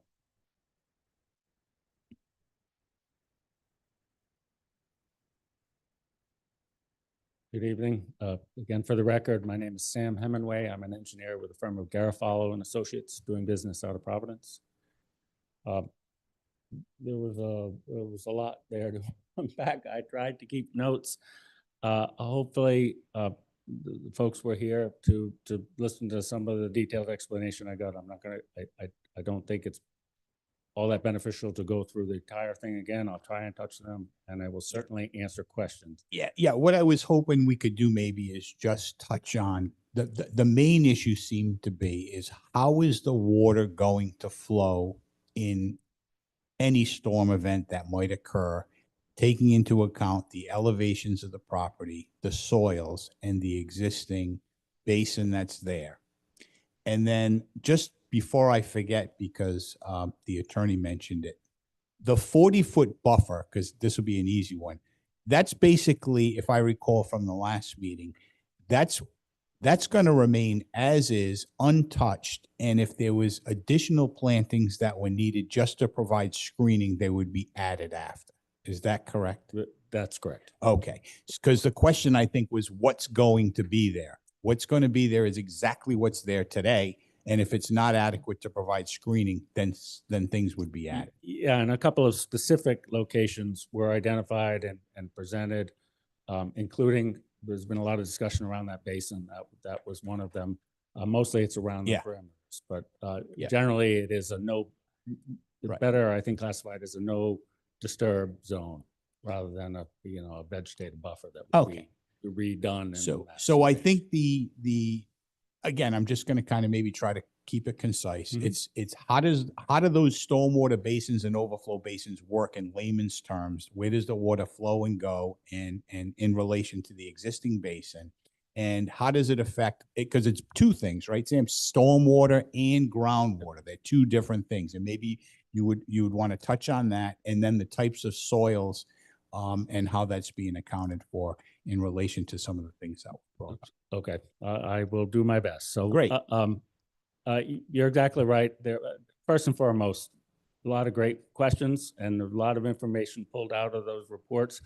I want to thank everybody for taking the time to look at them, digest them, The reason they're in there so that people could try and understand what was happening and get the point, the reason there's a soils map in there is because we went searching for it and looked at that and then dug 40 some odd holes on the property to try and make sure that the information that is based on mapping done by the federal agency is accurate to this specific location.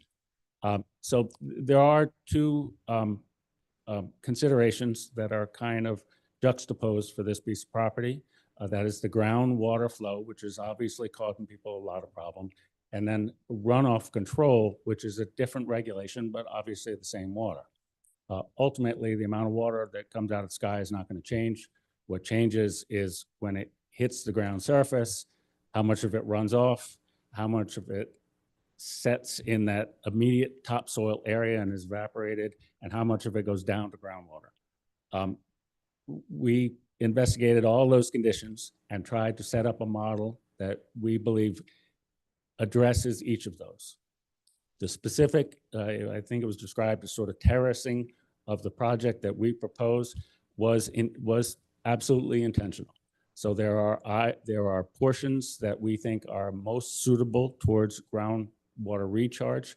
The reason it's causing problems to the abutters to the north is because that is where the groundwater is going and recharging and being distributed to the site. It's actually, we believe, migrating away from those properties, but it's entering the ground at that location. That's going to remain unchanged. The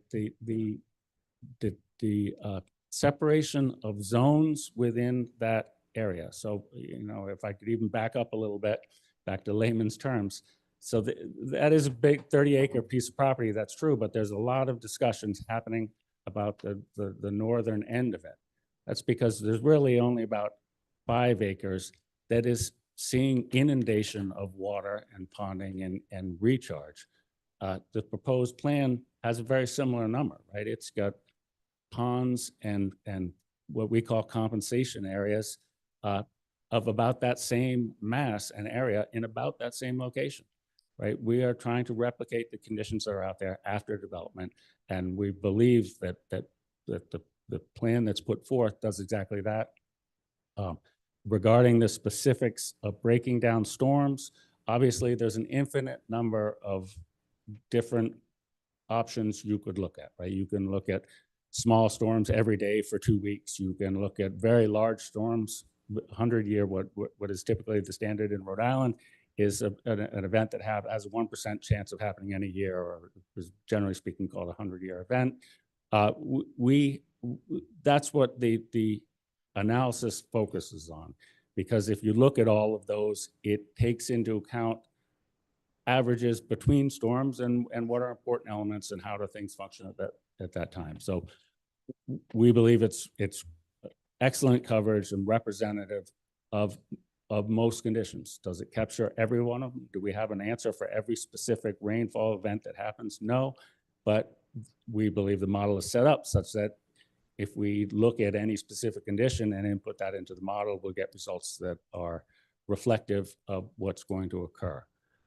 What we found is that the surface ponding in that area absolutely occurs. I was not surprised to see any of those flooding pictures, right? I've gone out there and seen it myself. I've walked across those areas on a number of times.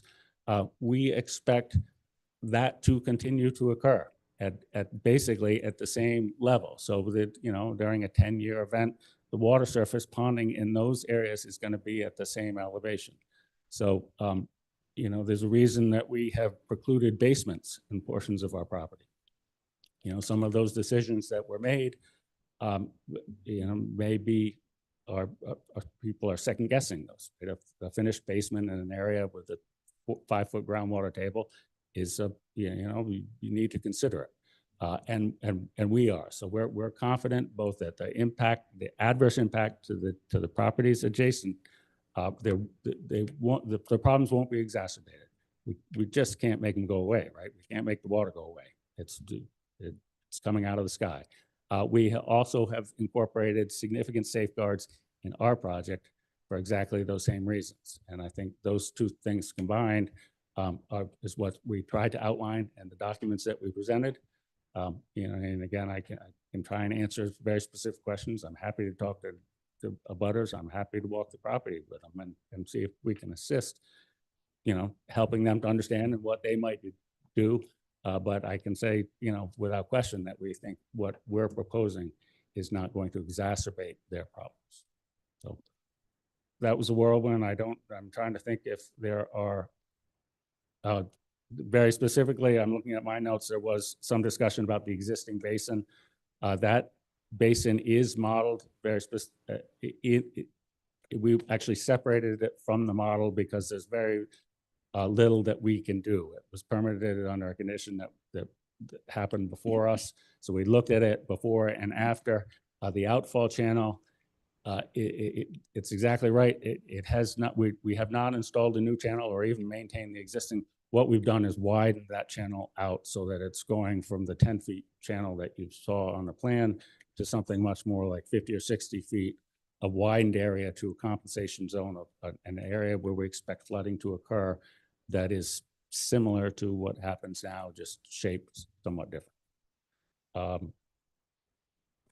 There was, in regards to cutting the trees, I think that is a valid concern and one that we spent a lot of time in-house thinking about. So when you cut down trees, it definitely changes the hydrology and the hydraulics of an area. The trees do an excellent job of evapotranspiration, so they suck water out and send it up into the air. That is not always when flooding occurs. It is usually when, so that activity happens most during the growing season, which is typically not the wet season. Again, you're talking about averages. But the positive that occurs is you break up the root mass. What stops the water from going down below this property, the reason that it is a recharge area and in fact a reservoir that was alluded to by some of the folks as well, very free draining soils, so sand and gravels underneath, water stays pretty flat. I know it comes up in winter, but the elevation across this property and all those properties is very nearly level of the water that fluctuates. I sort of lost track of where I was going, but we obviously have looked at the impacts of cutting the trees, but clearing the land and improving the surface to the restrictive layer at the surface. So they're going from leaf litter and heavy organics to sandy material and loosely tilled sandy loams actually can improve the rate at which water goes down more than the evapotranspiration of the trees. So it's a difficult thing, and and to model and to describe and to quantify, but it's existing under the layer you're going to remove? Yeah, so we will be removing the trees. We're replacing them in accordance with state rules. We'll be adding a filtering layer to portions of the property that require that specific introduction. So that's why some of the grades are changing. We're actually raising some of those areas, not because we don't recognize that there's a need for standing water, but to provide additional filtration to clean the water before it gets before it finds the groundwater level. But also in the areas of trees that in that compensation area, they will be tilled and mixed with sand to improve the rate at which water can get past that restrictive layer on top. Again, it's heavily leaf litter and organics causes a layer which makes the water have trouble passing into the freely draining soils below. So we believe those two conditions are going to have a net impact of a betterment from the removal of trees, but it's a complicated thing to run through. If the water can flow freely, and right now it stands on top, does that increase the rate in which the groundwater will rise? It will be different. It changes it. So the only way it would remain, the hydrology would remain exactly as it is today. Would be as if you did absolutely nothing, right? You know, anything you change has an impact. That in aggregate, we considered all those different factors and believe what we've done is the right thing to replicate the conditions and avoid exacerbating the problems that are obviously being had. But again, I come back to, you know, we were cognizant of the groundwater and the migration of groundwater and have restricted, you know, on our property, the significant portions to avoid, you know, to keep them up, to raise the units accordingly. Right, but what I'm trying to find out is it going to impact the groundwater on their property? I know stormwater you have to address groundwater. Then can you do the question again? Will the groundwater rise faster on their property, or will they see increased volume of groundwater during a storm event because you remove the trees and that entire layer, and the stormwater can go reach, as your term was, recharge? Recharge and filtration of the stormwater to get it down to the groundwater is something that DEM loves. The question is, these folks, I don't think care if it's clean or dirty. They don't want it in the house. No, so we have looked at the impacts to groundwater during heavy rain events through the mounting and the like. We have evaluated the types of soils and overall impacts of groundwater fluctuation. The groundwater fluctuates seasonally. Not, you know, when it rains for a week, it generally speaking doesn't raise by a significant amount and change. It just doesn't change that fast. The soils don't do it. So I believe the groundwater conditions will remain actually very similar to the way they occur right now. So then the situation that's occurring over there in the basements, are you suggesting that that's primarily stormwater that gets to a certain point and has no place else to go and leaches through the foundations? Or it is a water balance issue that's out there. The groundwater in that area, I mean, forget that it's soil for a minute. If it was a lake and those were you know, waterfront properties, the level of the groundwater is not really impacted that much by that top strata. It is the amount of water that comes out of the sky and the amount of land that the water gets into that aquifer. So the aquifer, because neither of those is going to change, the aquifer is not expected to change either. so, okay. So your testimony is that the way the stormwater is designed are going to flow, it's not going to increase the amount of groundwater or rising groundwater on the abutting properties. That's correct. Yeah. So what I That's was correct. hoping you could do, Sam, and I don't know if we could go to that plan that the gentleman had up where we kind of have the basement, we show the little trench and then your contour lines, and you've got the elevation of the houses, which if I understood this gentleman correctly, you're going to be adding some fill to get the houses up a few feet. And then, and again, I don't know if it's correct or not. That's why I want to hear from you. Yeah, that, so generally those black pipes there show outfall into a basin. Like, how is that whole thing going to work? Where does the water flow to and from, and what's the relation to the basement? I mean, I'm sorry, basin. So, speak loud if you don't mind. Yeah.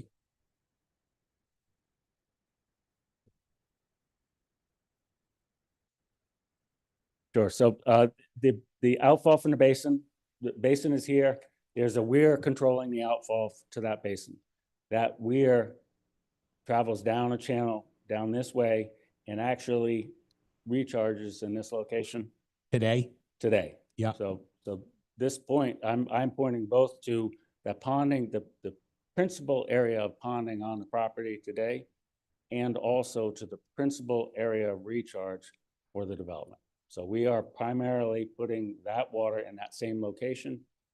This curve that you see here is as much a regulatory separation for classification of type of runoff, so that this water will continue to be a low-lying area. This entire area, again, you know, if you went to the bigger project, so this whole Yeah. northern side of the property is currently low-lying, and it will continue to be low-lying, although graded somewhat differently. The amount of volume in that area is very similar under the existing and proposed conditions. Right. So when you said the grading is going to change and I can see the contour lines there, is that a slope up, like, Yeah, this is actually a berm separating this water, which is specifically regulated under a rule from this development, from this entire low-lying area, which will frankly function in virtually an identical way, but will be separated by this berm. You know, back to that overflow one to the next, I probably never touched on that. Realistically, it can't occur?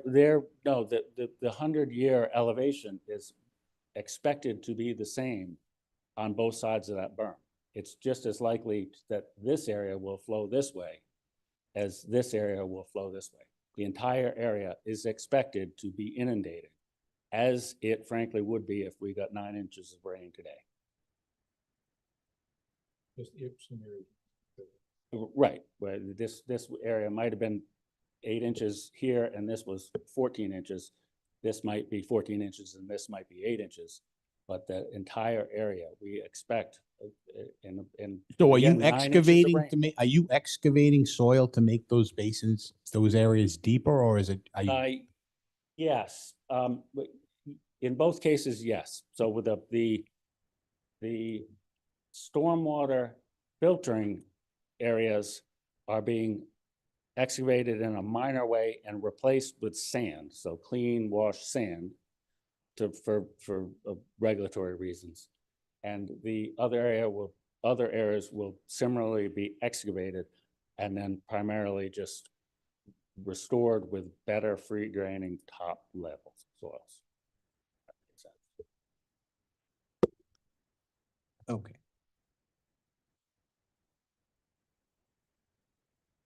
Does anyone else have any questions for the?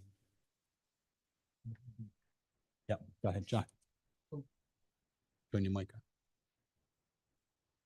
Thank you. So Sam, I looked at all of the calculations you sent in and for stormwater and stuff like that, and they all look very good. I agree with everything. I agree with what you're saying there. But one thing I still haven't seen yet is, and Rick kind of addressed this a little bit. You have the septic system design, which really is about making sure that the water is properly filtered before it goes into the water table, and stuff like that. But you really have nothing and there's no regulatory requirements that really address your groundwater elevations. But my concern is that all of these homes, all of the water that they're going to be using is going to be going into the groundwater here, is going to be going into the water table. And I really didn't see any, whether they use it for irrigation on their grass, whether they use it to wash dishes, shower, whatever they're using it for, it's all going into the groundwater table here. So that's quite a lot of water being added to this locally groundwater table. I didn't see any kind of calculation at all. I mean, I saw the mounding from the septic system, which I agree with, but I didn't see really anything how that affected the water table for the surrounding properties. So I'm not sure. It wouldn't have shown up in the stormwater management necessarily, at least from the standpoint of domestic water use. There certainly was a review of the impact to the groundwater under and around the septic system, which was actually estimated conservatively, we believe estimated to be under 6 inches. So in the immediate location under the septic system, and then within, I want to say it was an order of magnitude 40 feet, would be at the, basically you would have no change. So it slopes up at the immediate location of the fields. So we've increased the separation from the groundwater, again, primarily for a separation issue, the expectation is, once you get beyond that sphere of influence, that in terms of the overall watershed and the aquifer, that those volumes are Yeah, so you're going from an immediate area, local, very local, Yep. 40 feet to the septic system, to an area that's the size of the whole entire watershed. And you don't account for this sub area, which is the area bounded by Wood Cove Wisteria, Noose Neck Hill Road, and in that little sub area. So you're going from a huge, of course, it has no impact on this huge groundwater table for the whole, whatever the name is, Mashanakota or whatever. Mishnak, the whole Mishnak watershed area. So I no doubt it's not going to have any increase in the whole Mishnak area. But we have a little microcosm here Right. that's not being addressed. So I'm not sure if that's wholly true, but I will summarize what I believe we do have. We have a specific analysis for the portion of the property that is the septic system, for the impacts to the potable water use. So that's not the rain, that's the potable Yep, water no, use. I get the. And then we have specific evaluation of the conditions occurring at each stormwater management basin during a rainfall. Yeah. And have calculated the sphere of influence, the area at which we believe the groundwater will be mounting to when it's trying to get into the aquifer, and will extend out and level off at the aquifer, which is within the property confines. That's the extent of the modeling that we did. I hope said, and will certainly believe and would like to explain, is that once you get beyond that, the groundwater aquifer is not governed by the street or the foundations in those houses. It's the land mass contributing surface runoff from the sky and putting it in the water, that the impacts of what we're doing to that equation are not significant enough to I mean, if I did a calculation, it would change at a half an inch when you're talking, when you can't, you just don't. Well, it's so not that's the that whole accurate. thing. I don't see any calculation that says it's a half an inch. I don't see any calculation that says it's 0. I don't see any calculation that says it's 1 foot. So, yeah. And I think this is a big concern of the neighbors. This is their primary concern, which is the groundwater table at their homes. Yeah. And you're talking about, I'm sorry to interrupt, but the volume of water that's The coming out of daily the volume. faucet from Kent County Water. The daily So volume. many gallons per day per person, multiplied out and then factored in, how much is that going to add to the groundwater on a daily, monthly, or yearly basis? Yeah, and I probably have that number, and I certainly have calculated the two numbers, but I can't, I didn't equate it to the depth over the area of the aquifer. Didn't do it. But I believe it's Yeah, but inconsequential.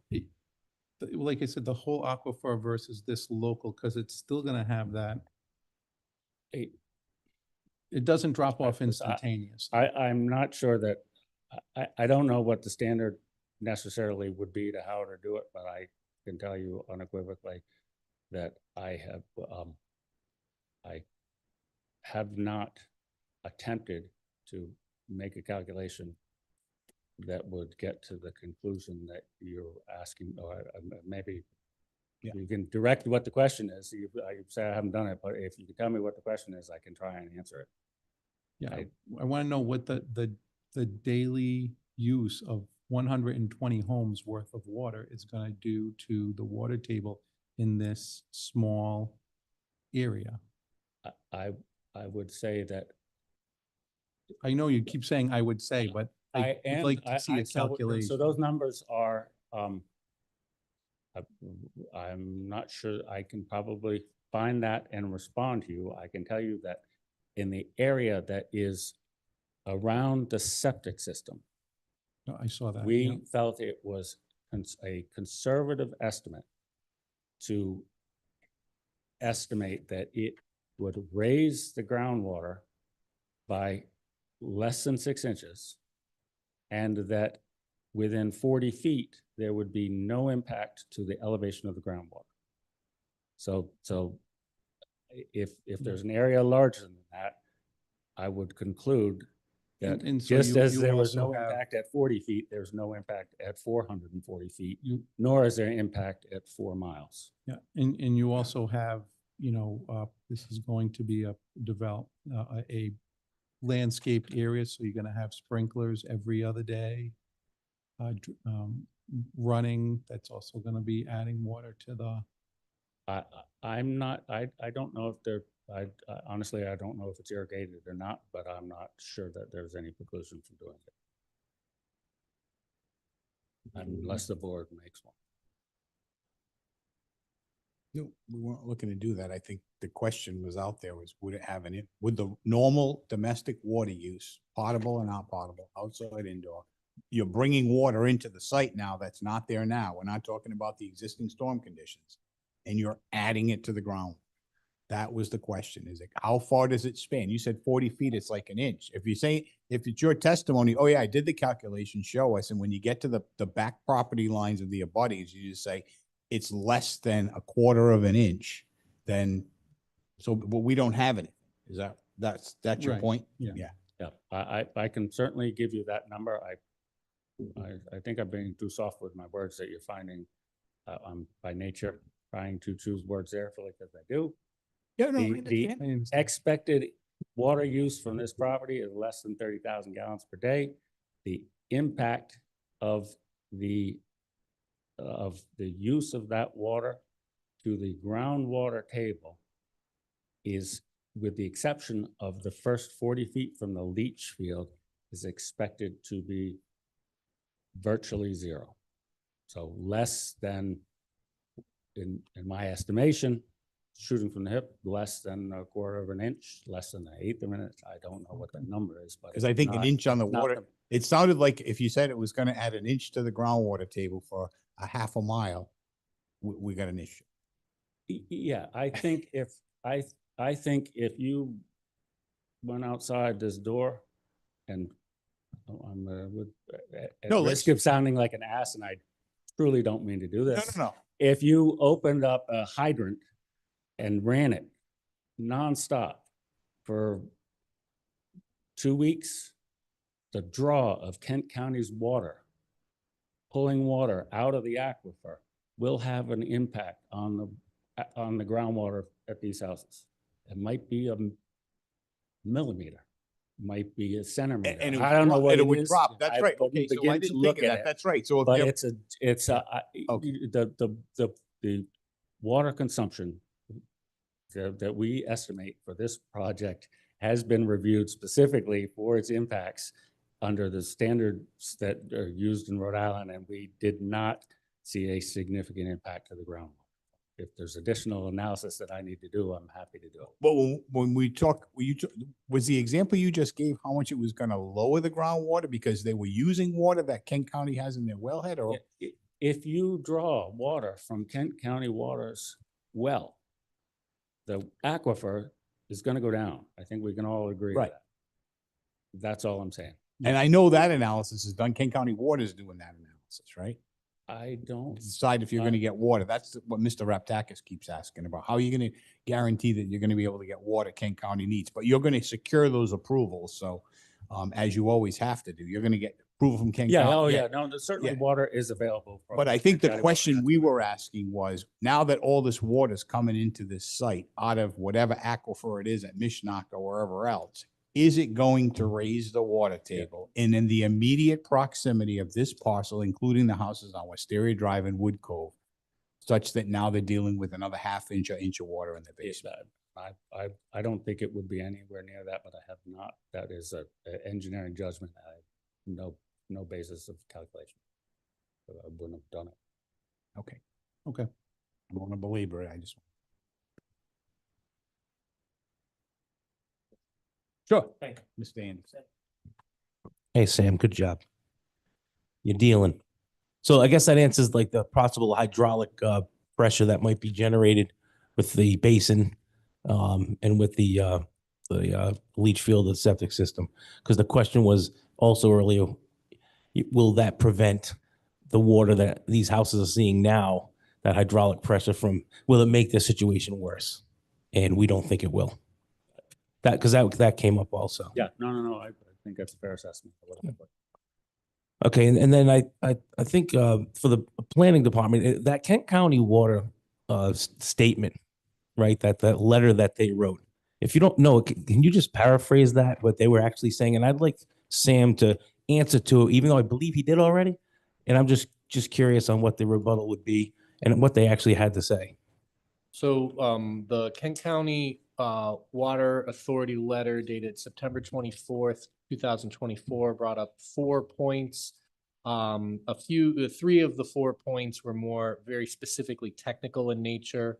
One involved discussion of specific requirements for pressure sewer to be located within a water line and sleeving.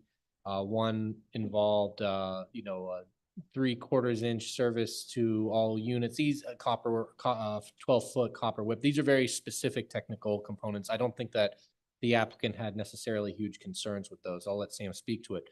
The most substantive point they made was point 3, and that basically they suggested that the OWTS system, that the leach fields were within the Mishnock wellhead protection area. We have done a review at the staff level with the engineer. We've determined that that's actually incorrect. It is near, but not within the wellhead protection area, and that's worth noting. We did call Kent County Water Authority when we received this letter to indicate to them. They acknowledged and understood that, but they did not seek to revise the letter as it was written. It basically is encouraging them to seek sewer because they're not comfortable with this amount of OWTS system being near a wellhead, within or near. That's their main concern. Frankly, that concern is handled and addressed by DEM. So they're there to, from an OWTS review perspective, to ensure that there's not harmful impacts to the groundwater from that treatment. That becomes a DEM domain of authority. The applicant is making, I think, efforts to see what they can do to bring the project back to sewer, but essentially, from what we can observe and from what DEM will provide as a permit, that would be the entity to control treatment and controls of stormwater impacts. There's one other statement that they made in here that's worth noting, that the project, it says sewer facilities are available within close proximity, and they do make a statement that sewer is available. This is a project that, from the town's perspective, it's not obligated to connect to sewer. It would require construction of new lines to get there. This project is one where I think that if there's the opportunity to bridge the gap between bringing the sewer a little closer and them investing some money to get closer, there is an opportunity to do that, but that is an investment that the applicant and the property owner is not obligated to follow. So they do have a right to pursue OWTS, and essentially all of the questions that this lands in terms of the concerns of OWTS are addressed through the DEM permit process. That would be my summary of it all, and I'll let Sam speak to it if he has a. Can I just ask 2 questions about that? You said the staff and the engineer. Was it the town's engineer? Correct. The town's The engineer. town's engineer did review this letter specifically, reviewed and concurred. And as part of the DEM application for an on-site wastewater treatment plant, Kent County Water has an opportunity to contact them instead of the town and state their concerns and let them battle it out between the two. The subject letter you got as a copy, it was sent to Chuck Corbett at DEM. Okay. So DEM has a Okay, copy. I'm sorry. of this Yeah, I letter. didn't see that. It's on page 2. Yep. They are also notified specifically notified of the septic design specifically for that intent. Yep. To solicit input and coordinate. So the fact that they got it early was more of me trying to get it out to them, was circumventing the process. Off the hook. No, that's. No, good. I That's what want- wanted to know, because I really wanted your answer. Still neat. So that's good, a good follow-up on your end. Thanks. Yeah, and the other thing I just want to note, Doug, it's a private sewer line at that point. It's not a Correct. public sewer line. So the applicant does not have access to the sewer line. There's The- legal or physical access. The nearest public sewer line is many blocks away. Across the street near the leisure condos, in some areas, there are private sewer lines. That requires agreements with private property owners, the private owners of those lines. There's potential there, no guarantee.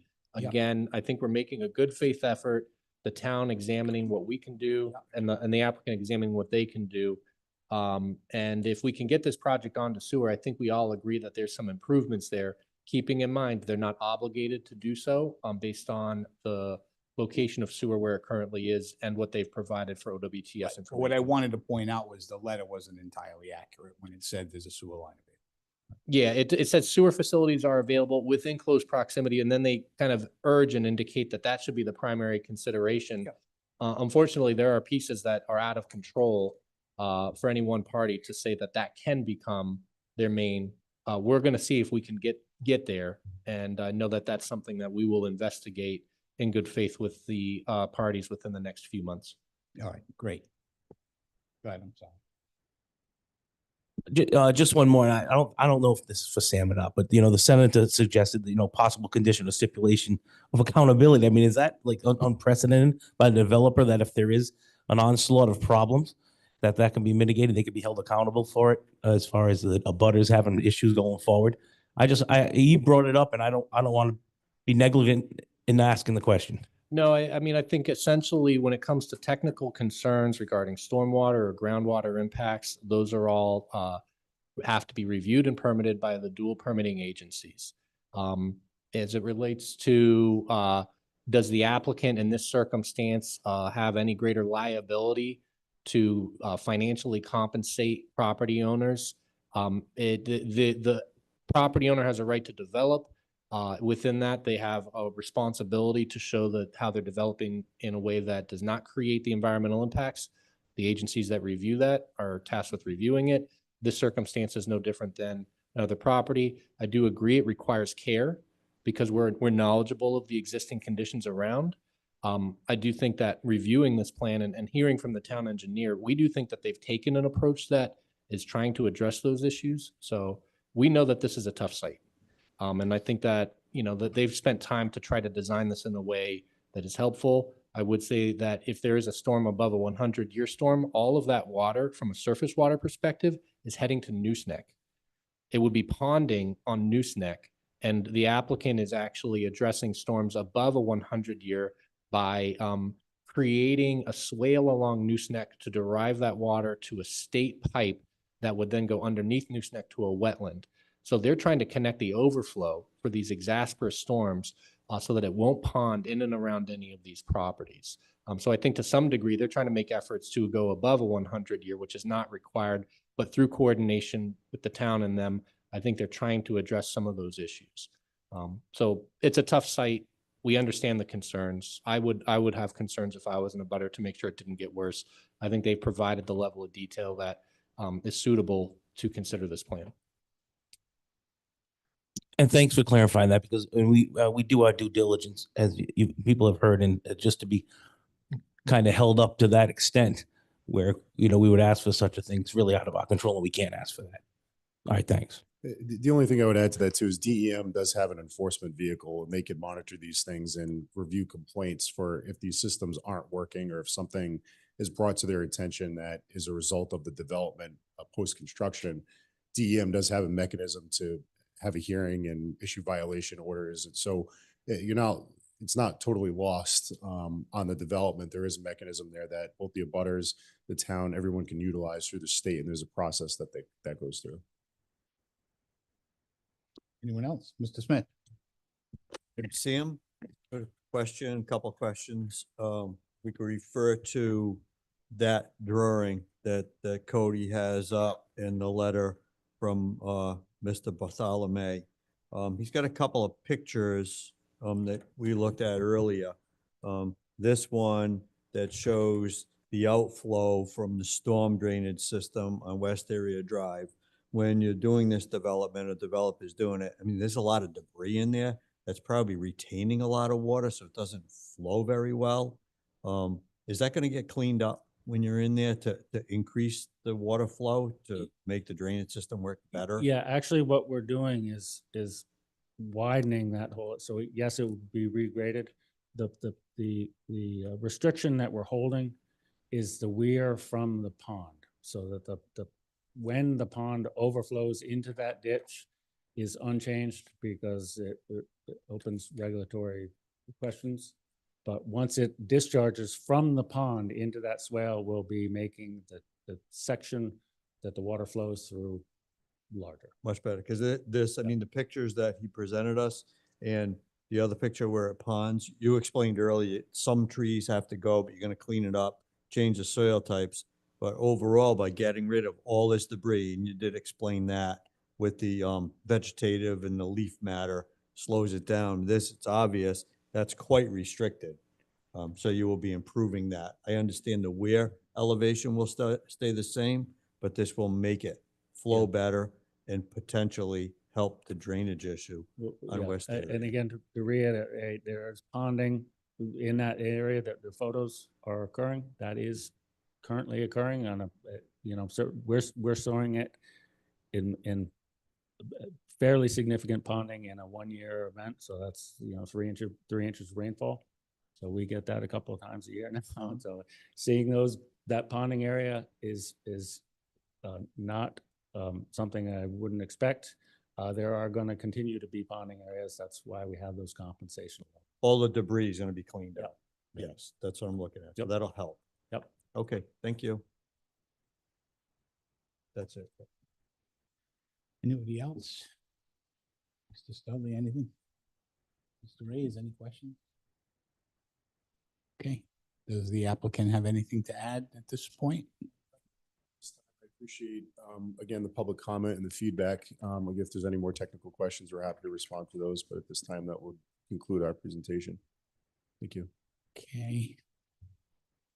Yeah, we're still in public. I just have, Doug, there was one question Mr. Groton brought up about another subdivision, and I know there's been a few, I'm not that familiar with which ones they are or what occurred. And the remark was, it wasn't inspected and somebody missed something on the engineering. And I'm not sure I believe that it's hard to speculate. That could have been about the Green Farm Estates property near Minglewood, in which the town council did authorize additional funding to be spent to assist with essentially a detention basin and pond that didn't have an overflow point off the site. And, that's a project that was, frankly, before my time. I can't really get into the details. I think the main concern there was we should be careful about designing projects that have overflows that don't have, a natural course where they're safe, that the storm greater than 100 years will occur. We have to be prepared for that.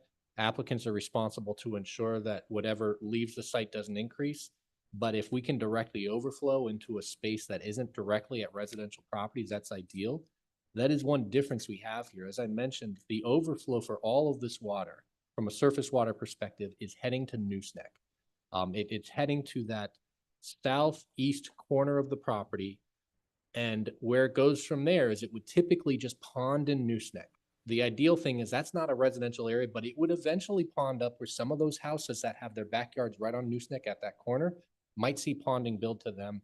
And that's where we're making the extra effort, where they're going to create a swale and town property right there to connect that ponding area for those storms that exceed to go into a pipe across the street. So really, this property does have the opportunity to have overflow not directed at residential properties. And I think that that's a distinction here.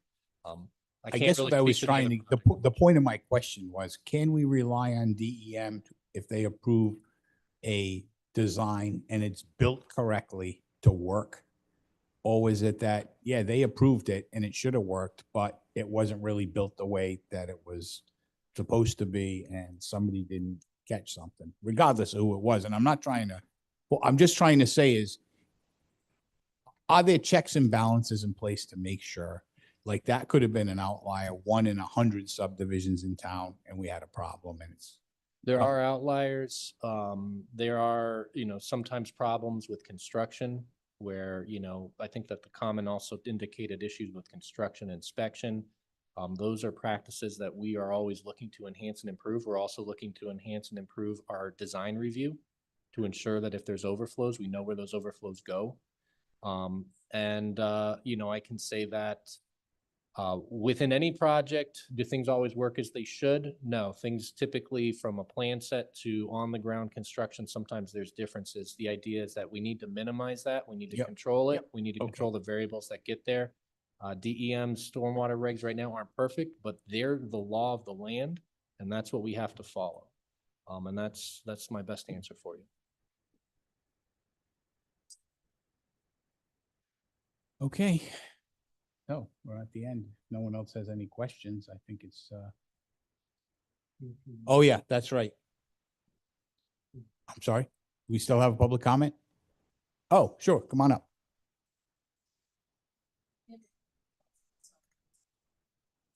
Judy Quinlan, Quinlan, 22 Wood Cove Drive.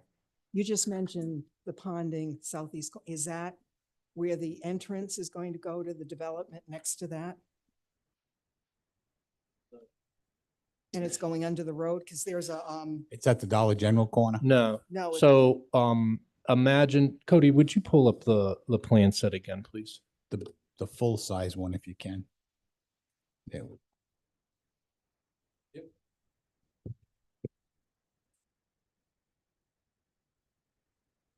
All of the stormwater that collects in the compensation area here, in this basin here, there's overflow features.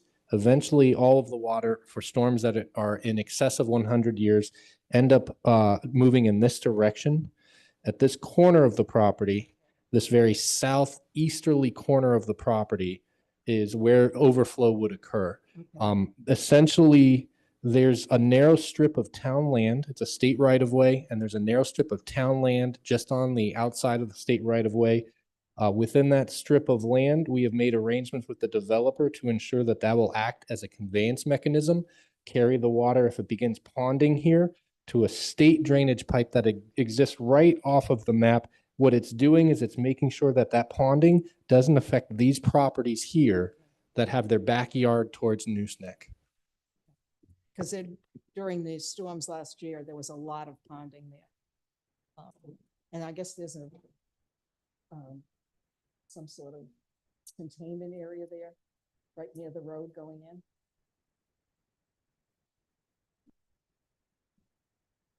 No? Yes, if you want to make your comments. Okay. Suggestion is make any comments or questions you have, and then if Okay. there's a need for the board to redirect answers, then they can Okay. do so. I have a couple of questions about it was on my notes. In the summary for pond EPE, East Ponding Area, no, that's not, summary of subcatchment EOSN offsite north routed to pond EPE, East Ponding Area. Shown on the diagram, they're supposed to be between 22 and 24 Wood Cove Drive. What is that? And then there's another one in another subcatchment that says the same compensation area shown on the diagram. It shows it directed between 22 and 24 Wood Cove Drive. If you can, clarify that. Just for the record, you're making comments to the board. I'm My making- suggestion is, Sorry, board. we should ensure, I would try to avoid a second round of comments from everybody. I understand public comment is open and it's at your discretion. After you receive all comments and questions, my advice would be to then ask the Right. applicant to I address. thought we were done too. Sorry. Yep, that's okay. So I'm going to see if there's any more, one more time, and then I'm going to let him come up and respond, Okay. assuming that he fully understood what you were just asking, which is basically, it sounds like, what is it that occurs between 24 and 26 Wood Right, Cove? it shows that's an referred- arrow to that and with the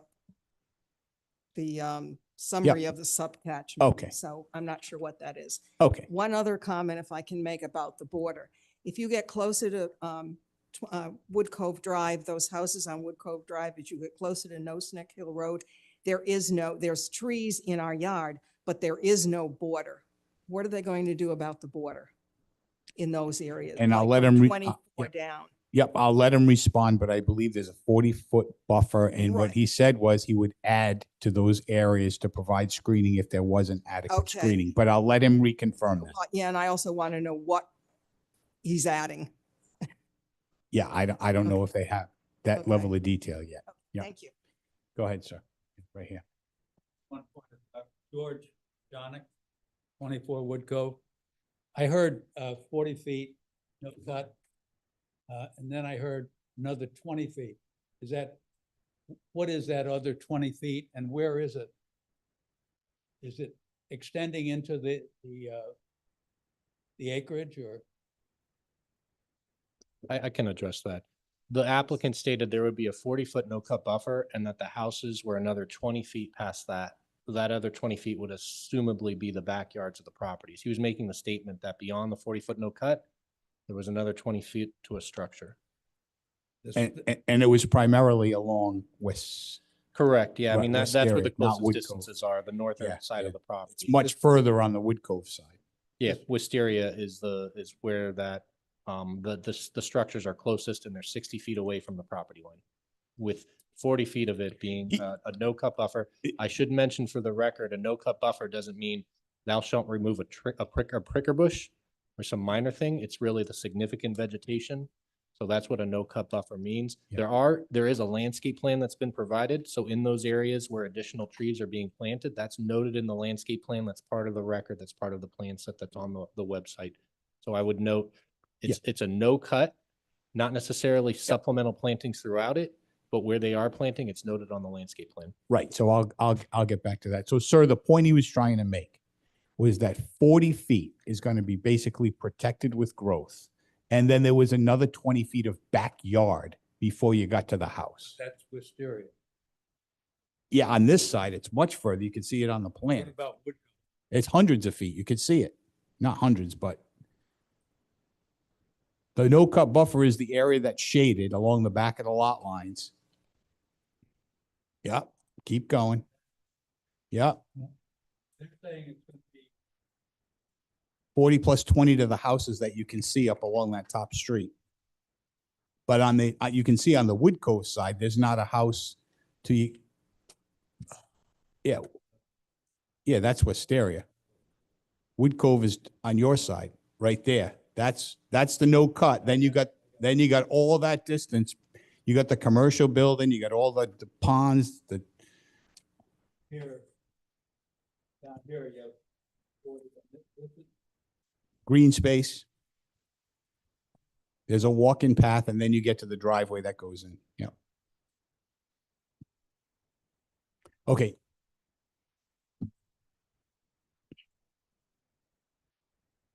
No, let's see what he says. Mr. Reptakis is never repetitive. He's never repetitive. Real quick. I'm He not gonna hasn't be said a repetitive. word I about got- Kent County Water for the last 3 meetings. Leonidas Reptakis, 2080 Gooseneck Hill Road. What you brought up, John, was correct. If you take the map of Wood Estates right now, if I take Jack Pine, Apple Blossom, Peachtree Lane, and Hickory Road, that's a square. There's only 7 houses there.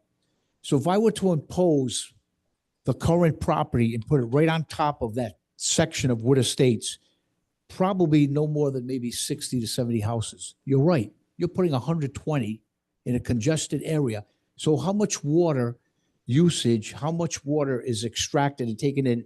If you were to impose the current property where they're going to build 120 over similar square feet, probably a lot less houses currently, probably I would think about 70 or 75, because I just did the geography. If I went from Wood Cove all the way around and cut the boundary at Apple Blossom, came back Jack Pine, Wisteria, and then again Magnolia, it's probably the same size of that parcel. I think it's about 70 houses. Now you can calculate the water usage of those 70 houses, compare them, how much water is going to be going into the ground, how much water is being used. So there's there's something you can start to calculate what the effect's going to be. I just imposed it on Google Map. I just took that 30 acres, imposed it currently on those streets, and I just counted probably maybe 70 houses, not 120. So there's a start right there. Now you know what the gallons are being used, how much water is going into the ground. So just something extra I wanted to add. You could, but again, if you take 120 units over 30 acres, it's a quarter acre apiece. It's a lot more. Huh? It's a lot more. Well, I don't know. It's congested. Yeah, it's congested, but Thanks. okay.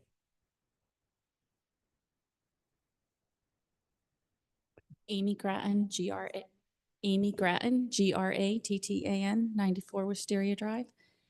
So I just have a quick comment. Sure. And everything that we're talking about and that we're listening and hearing, well, that I've been listening and hearing about, it's really talking about this notion of the rainwater coming down and then the water usage. I think my question and concern and comment is really related to the fluctuation of the seasons and what happens when we have a freeze and we have an extremely cold winter. And then what happens and what our experience has been is it's not necessarily just the drainage always of this rainwater, but really it's the compound effect of when we have a freeze and then that thaw comes and then it's the additional water on top of the thaw, which creates the pressure, which then pushes that water up through our basement. And so now we're talking about putting all these units on, which is also now going to create a level of pressure on this already existing area of land, right? And so now we can sort of, it's just that compound nature of this water going in, freezing, and again, just the increased amount of pressure and what that's going to do and how that, I'm not an engineer, so how does that get factored into all of the plan? It's not just as simple as having this rainwater coming down or the water usage, but what happens with that water over time. So, thank you. Okay, thanks. Okay. I know it's getting late, Sam. There was just a couple of things. If we could just talk about the proposed landscaping that would be used to fill in the buffer, and then also whatever's going on between 24 and 26 Wood Cove that's referenced somewhere in the stormwater plan. So the landscape buffer, I thought, actually Doug said it pretty clearly. So it's a 40-foot no cut zone. They wanted to know what kind of plantings. So generally speaking, there is evergreen plantings primarily separating the development from that basin because there is very little understory in that area. And then up by the more screening the roads than those abutting properties. I'm saying that the 40-foot no-cut buffer as you, from Noose Neck heading, I guess it would be westerly, where they said there's basically no existing vegetation there now. So they're expecting to see 40 feet of some type of planting. Yeah, I Oh, there we wouldn't- go. I wouldn't characterize it as being no, there is actually fairly significant vegetation there and it will From Noose Neck remain. up there, that Yep. crosshatched area? Yep. Okay. Yep, I couldn't tell from the plan. It Yep, just looks no, like no, it's no, shaded I and there's an outline of trees. Right, there was a question about that basin. The drainage ones are a little bit complicated, but the line between those two units that is discussed is there's actually two areas of ponding in the existing field, one to the west of that point and one to the east of that point. Those were separated in our model so that we could evaluate the impacts to both of those conditions. So if we hadn't made that separation, the impact to on the east side might have been reflected improperly due to something that happened on the west side. So I'm not following you. What I was asking is from Noose Neck Hill Road on that plan right there, running, I guess it's westerly. You're saying that there's already 40 feet of vegetation, basically on two sides of the property except where the basin is. yeah, I think it's more than 40 feet now. Okay. The field is not, the okay. field doesn't, it's a little misleading if you're thinking No, about where the I'm just property looking line at is. that right there. So Yep. one of the residents came up and said there was no vegetation between that circled area there, down the line between the houses on Wood Cove and this property. And they wanted to know what you were going to be putting in there. And you're testifying that there is in fact ample vegetation there now, 40 feet in width, Correct. perpendicular to New Snake Correct. Hill Road along the property line. And it will be maintained. Okay, thank you. All right, and then so what was it that was referenced in the stormwater report? I don't know what context that was taken out of between 24 and 26 Wood Cove. Is there some type of flowage? There were arrows? No, it is what we refer to as the saddle. So it was a ridge line that separated watersheds. So, you know, from the drainage standpoint, it's a discussion point of which water goes in what direction. That was the context of what that is. It's not a physical feature. It's simply a divide from water going in one direction versus another.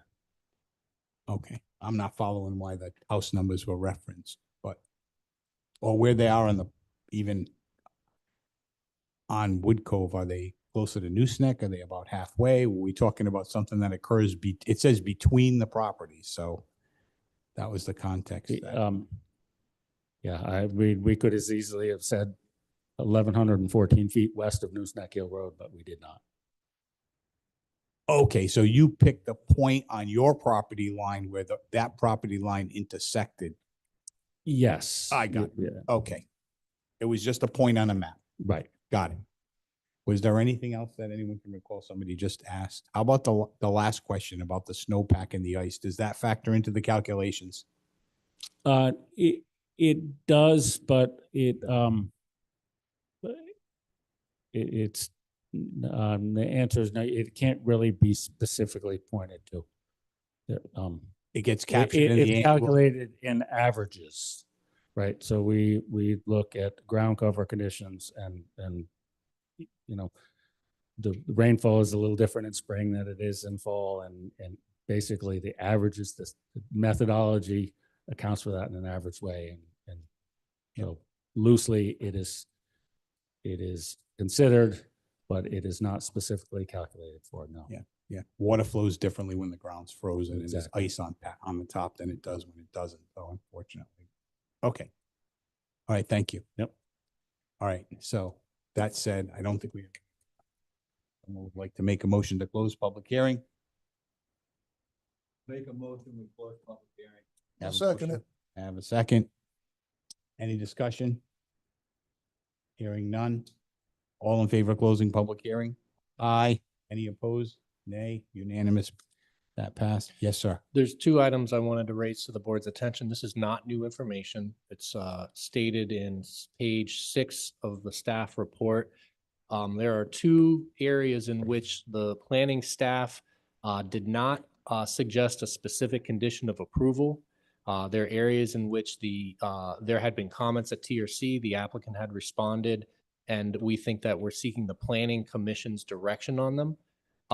One of them is that planning staff had suggested an additional pedestrian pathway. Cody, if you wouldn't mind putting up the same plan that you had, but perhaps go to the third page from the bottom of that same plan set. Just one more up.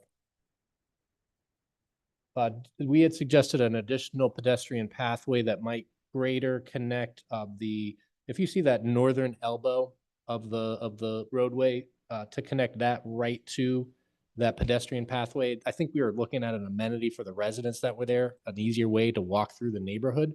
The applicant, I think, had a reasonable response, which is that could devalue the properties in which that pathway would walk between. Staff see there being some value to that pathway. We understand the applicant's rationale. We seek the board's discretion if you want to ask for that as a condition of approval, or if you're fine with how it's presented. That's one of the issues we brought up, seeking your discretion. The other is that planning staff sought clarification on the status of the substantial existing tree that's on the property. I think that we've heard comments on that at previous stages.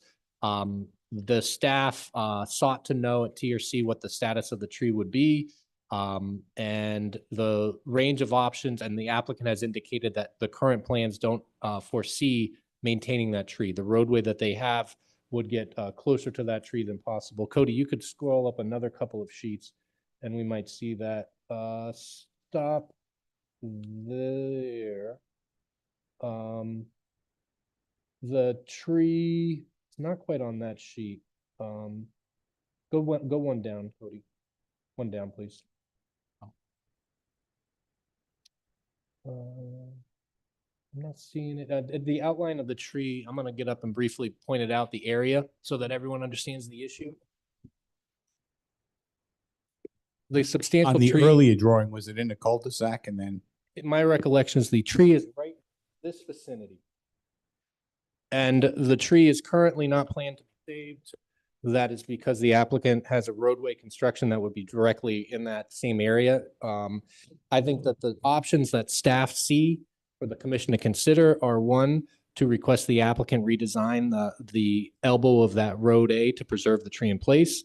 2, to relocate the tree to an undisturbed area of the site, or 3, to replace the tree with a like species of the largest readily available size at an appropriate location to fit the plan. The applicant has indicated their preference for option number 3 of those. Staff defer to the planning commission in terms of, what you may wish to see on that issue. Again, this is not new information. So we have closed public comment. This has been in the report, just seeking your clarification on those questions. So we got the 2 items you brought up before. We've got the tree and the path. Before we even make a motion, does anyone have any comments on any of those items that just came up, or preference, or just an observation? I was a proponent of the path for connectivity when it looked like there was going to be a lot of walking paths. Once they put the basins in that area, it doesn't seem to make sense. It doesn't go anywhere. And if there was ever a need to put it in later, it's their property. The residents could, do what they want. I don't think we should mandate. That's just my opinion. We on both of these, if the staff felt strongly, we would have suggested them as conditions of approval. On both of these issues, we defer to the board's discretion. Yeah.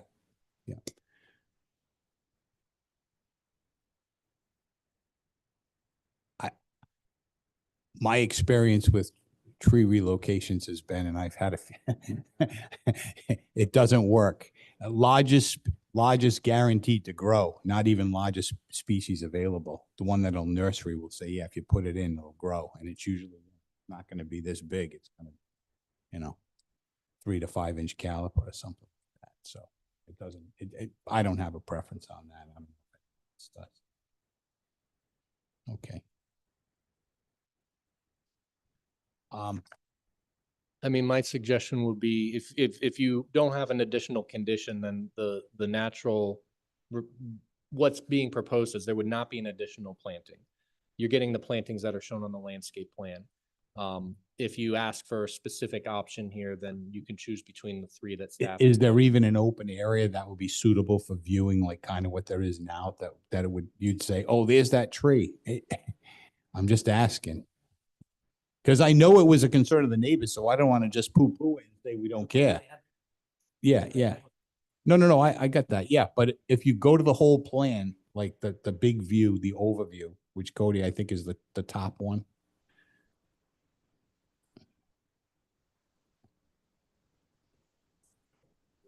Well,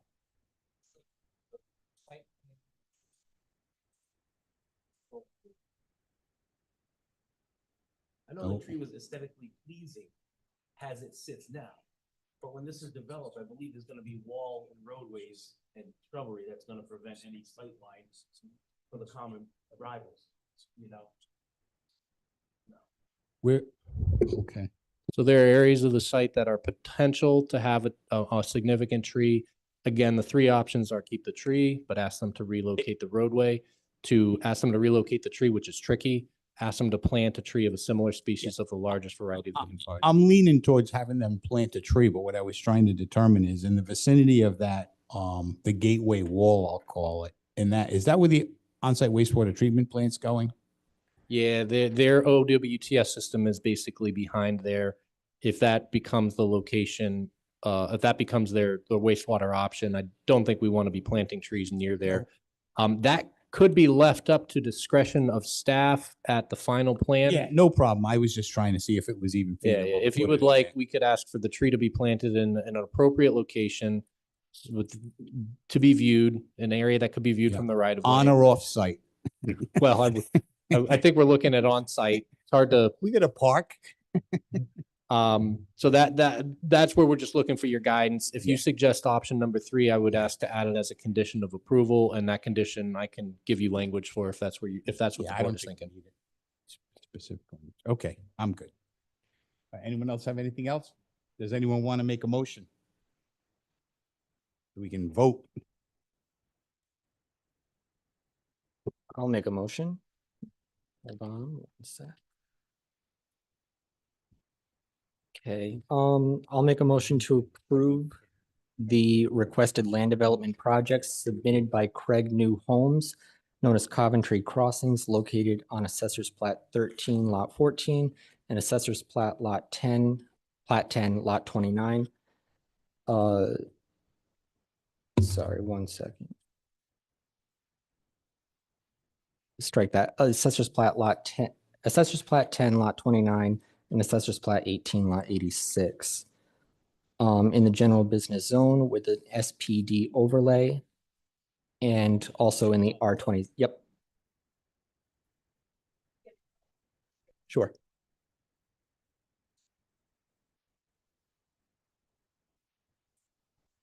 Sure. Located in the general business zone with an SPD overlay and also in the R20 zone. The site makes up approximately 30.3 acres. The project request being for the construction of a mixed-use development comprised of 60 single-family units, 62 family units for 120 units total.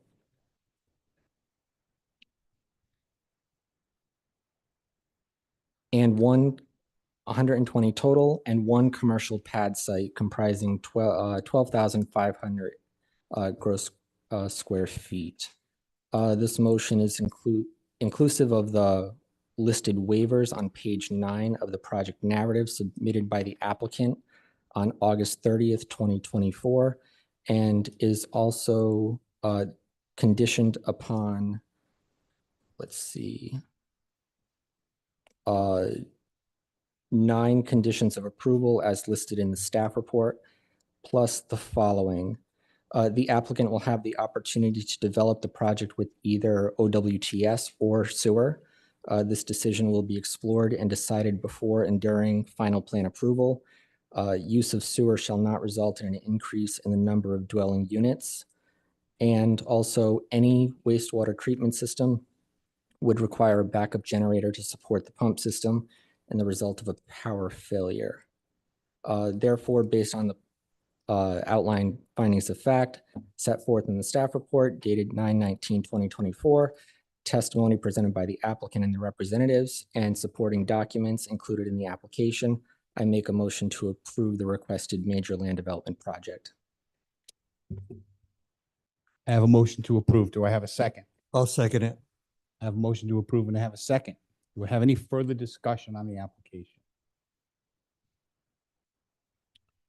Okay, I'm gonna do a roll call. Mr. Reyes? No. Mr. Price? Yes. Mr. Studley? Yes. Mr. Smith? Yes. Mr. Anderson? And the chair votes yes. 5-1. That is sufficient to approve the application. Okay. He's got a short presentation. You want a break? Does anyone need a break? Oh, okay. Oh, good. Okay, just checking. I felt bad as it was. I was almost gonna, in between public hearing and the vote. Thank you. Okay, thank you. Appreciate it. Yep, you take care.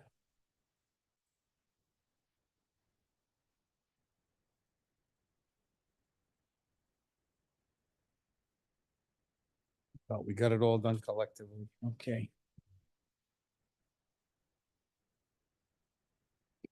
Through the chair, I could be quick, depending on your preference on the other aspects. If you want to take a break, we can. If you'd like, I could roll through. We could do 15 more minutes. If no one else has an objection, I just as soon sail through and try to get out of here by 9:30. Let's do it. Okay, All right. Thank you. we need to clear them. Okay, just so you folks know, we're still not done with the meeting. He's going to make a presentation. So if you want to take your conversations outside, you're welcome to stay for public comment or welcome to listen, but I can't have discussion in the audience. Thank you. So, first off, let me make sure we're clear on where we're on the agenda. We are at Director's Report, which is item Yes, I'm sorry. 8.1. Director's reports next. Yeah, I should have Yep. said that. No, that's all right. That's all right. You're excused. It's 2 in a row. We're thinking you're picking up on this quickly. So this is for discussion, vote, or other action, discussion of potential code changes for consideration. I don't anticipate a vote of this. This is really for discussion, but I wanted to elicit your feedback. I'm going to give a very brief analysis of what was provided to you.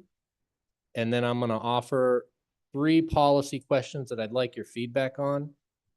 Feel free to be brief in your response. Feel free to elaborate if you'd like to. We're going to take that guidance that you provide us. We're going to further refine the code drafts, and then we're going to move them forward. On the first one, accessory dwelling units, this one, to be honest, there's not a lot of wiggle room we have. What's been provided, it's essentially new state law.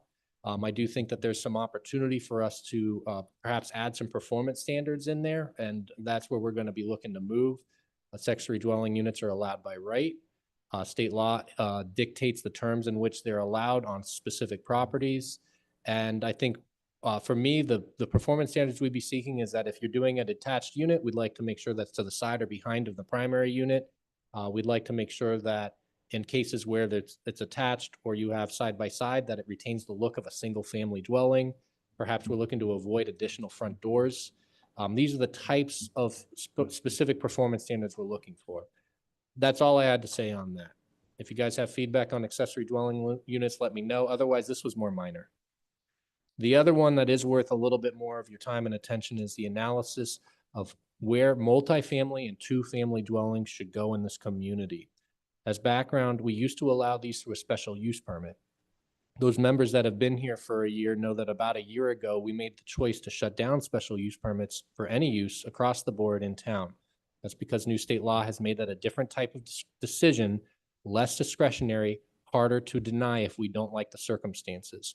We've moved away from that. What we're looking at is going with a by right, allowed uses for these things, finding out where it's appropriate and what conditions and what regulations behind them is appropriate to consider it as a by right allowed use. Basically, the 3 policy questions I have in mind, the first one is consideration of allowing multifamilies or 2 families in our commercial and industrial zones. Currently, there's no housing allowed in any of those zones.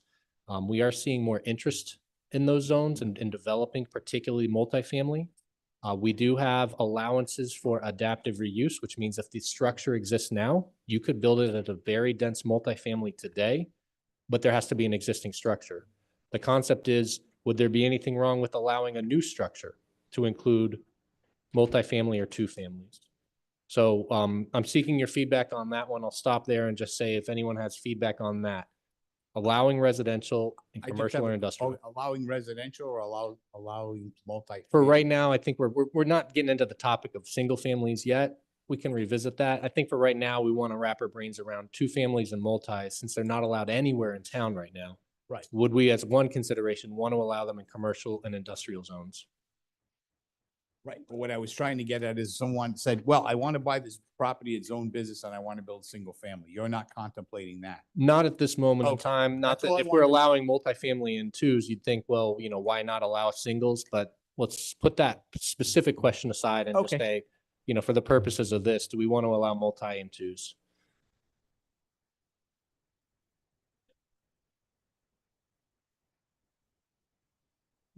Yeah, they essentially imagine that those projects, you're allowed to use adaptive reuse. Thanks, Heather. You're allowed to use adaptive reuse right now to convert any structure that isn't residential. It could be a mill, a mall, a commercial building, a school, a church. That's state law. And the idea is that that's encouraging housing in areas where we typically haven't had it. I don't think that that's bad law. I think that we've seen some good adaptive reuse projects. We've seen some, some ability to do a good project in some of these buildings. The idea is, would we want to support the, you know, if someone can do that in an existing building, is there an issue with doing it in a new building? This would be a different use. It's worth your feedback on, do you want to see the opportunity for someone to pursue housing, potentially multifamily housing in these zones?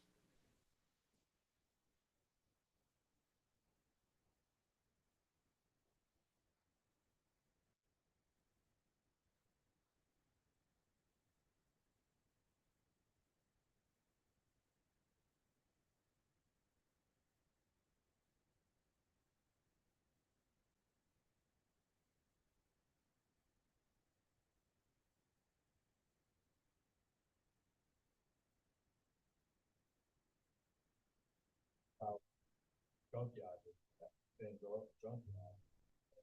You know, so it has to go case by case, because some of those sites may not be suitable for it. But correct me if I'm wrong, you can't go case by case because there's no more special use permits. Right, that was So the you whole would point, have used to, to be. so you would have to leave it up to the regulatory agencies, which is what happens is they go into those areas and they tell them, well, if you want to do residential use on that contaminated property, you got to clean it up to the highest standard, and then it becomes cost prohibitive. So there's kind of already a check in that. My comment to the issue was, we've got so many vacant. I don't see a whole heck of a lot of commercial development coming in now, but I would hate to all of a sudden see housing along Route 3. That would be the only area, you know, that's our commercial thoroughfare. And I would hate to see all of a sudden a whole bunch of housing proposed because you got vacant storefronts and the guy says, oh, I can just turn all this into, that's my comment. I don't want to lose the tax base because as this housing comes in, now there's going to be a demand for business. And if we don't have room for business, they're going to go out of town and shop. And now we just lost out again. It's a legitimate question. But there are certainly areas, and we talked about one of them behind Ionati Florist and the funeral home over there. There's 6 or 7 acres. It goes way back. There's access to the local streets. That one's prime. There's probably the industrial properties up near Harris. That's, you know, no one's going to be proposing industrial or business uses over there. It's already packed with multifamily and housing. So and we went over some of this when we looked at the grid, you know, at the end of last year. Let me ask this then, is it the board's feedback that perhaps if you could approach us with an overlay district where there were portions of commercial districts and portions of industrial districts that were designated as appropriate for housing and portions that were not? The idea is it's not a holistic, we're good with it in all the zones or not. It's that I'd like to identify the areas where it would be appropriate. That makes sense, because what Rick's talking about behind Ionati's Flowers, that's where Jack used to keep his horses years ago, in that field back. That would be. Yeah, and there's Chuck, if probably you would other. pull your mic down too, There's just in other- case then the recording after the fact. I appreciate it. Thanks, man. Yeah, the other, yeah, there's a lot of areas that is owned business or industrial where housing would probably not be a bad use, but there's other areas we wouldn't. So if that concept is how we can address that with overlay rather than do a complete rezone, yeah, it sounds like a good option. Yeah, it's possible. It's a little more work, but that's why we've got a consultant. And I think that would probably require some time that we may set aside at a future meeting, because we really should be thinking about this with your feedback. Where is it appropriate? Where is it not? We could start to draw on maps, you know, and have a conversation. It's good to get that feedback, and that's an exercise that we could kind of propose and go through. So that was one of the 3 policy questions I have. But before we move on, any other thoughts on that general idea of housing or multifamily, 2 families in those zones? The overlay idea, I think, is a really good idea, and you have some resources on the board that have been in town for a long time, probably help you with that individually. Yeah, and then in terms of our format to like kind of do some good work on this offline, it's either I can meet with you individually or have emails with you individually. I would share the information and you could respond to me individually. We can meet individually. We can't meet in groups until we have assembled the group as a public meeting. So we could do it as a workshop. I don't know, you're interested in all meeting, having at least 5 of you to meet at an extra night. We all love extra work. Or we could work individually. I'm open to your feedback there. It's hard to do something like everyone draw a blob on a map. If it's like, here's Chuck's blobs, I can't let Chuck's blobs be seen by John, but John, provide your blobs. And then we all come back and we say, oh, well, here's where the blobs overlap. I like the work session because you hear other people's ideas and it might trigger something that you want to say at the same time. Yeah, yeah. Why waste the consultant's time? Yeah. You know, give them the feedback too. Yeah, we could invite the consultant to a work session. Would you guys be amenable to wanting to meet in like a work session format? If you want, we could even meet on a regular business night and everyone could just get here a little earlier. If we want to take 45 minutes, we meet at 5:45. I'm open to your suggestions on the best way to kind of get set it up so that we can get your feedback in a good way that respects your time as well. I like the work session idea because, yes. Yeah. So work session, 5:45 is no problem. Yeah. who has an issue with the timing in terms of getting here by then? Is there anyone that time is tough? About 5:30, if we gave ourselves an hour, is that tough for anybody on a Wednesday? Let's just say November's meet at 5:30 as a separate work session. Does that seem to work for everybody? Yeah. Yes. David, you okay with that approach? Great. We're going to have it as a separate meeting. That way we're not trying to conduct what people might want to attend as the regular business meeting at 5:30. So I'm going to have it as a separate meeting starting at 5:30, and then you'll have your separate regular meeting at 6:30. All right. You just went from 5:45 to 5:30. Well, it's because we only. Yeah. No, I mean, it's because Rick, I want all your good time and attention, and 45 minutes isn't enough. Yeah. Thank God I get to use all that comp time and all the vacations I take. Can't sell it. So Doug's gonna give us overtime and pizza. yeah. That's exactly what I was thinking. So any other thoughts on that, or we'll just punt that one off? Let's talk about it at the work session.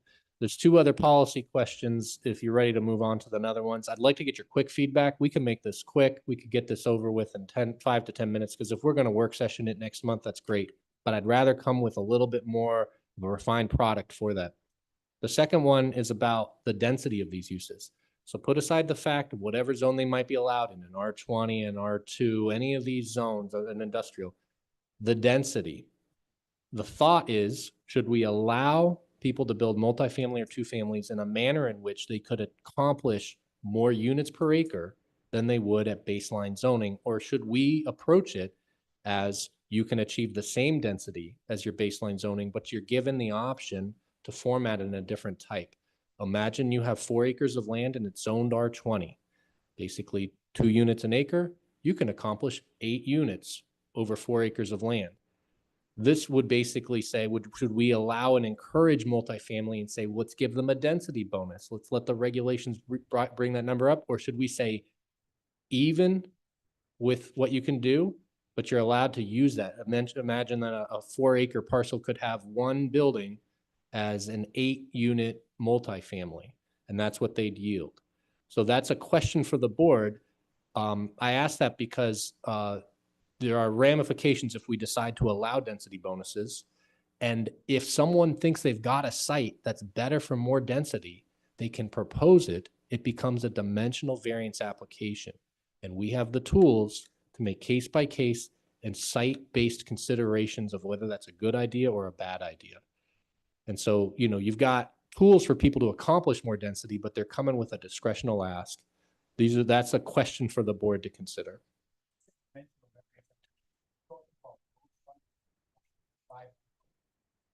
Most of the time, if they're seeking more units than they can achieve, we're probably looking at coming up with some calculation and formula, and it would probably be, perhaps as we would develop a regulatory framework of, for multifamilies, here's what you're allowed to accomplish.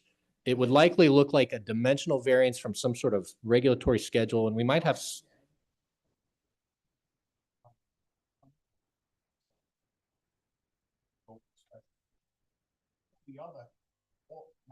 Yeah, correct. You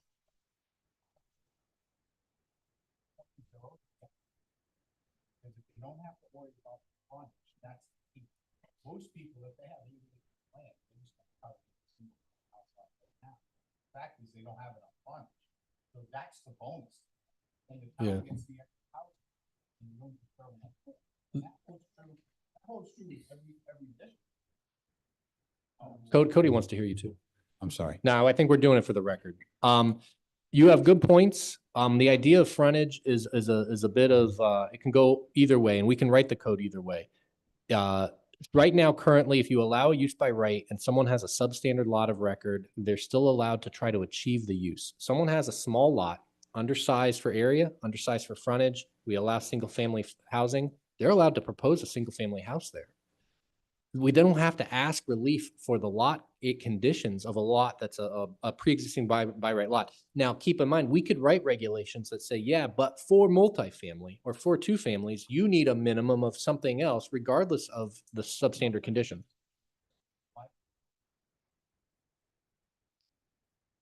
That's, I don't care as long as they have whatever frontage they have, they want to come in and ask. 1 acre. And it's odd Do you turn it off again? Just flip your switch on. On. Oh, I thought it was until you guys turned it before. I must have turned it off. So,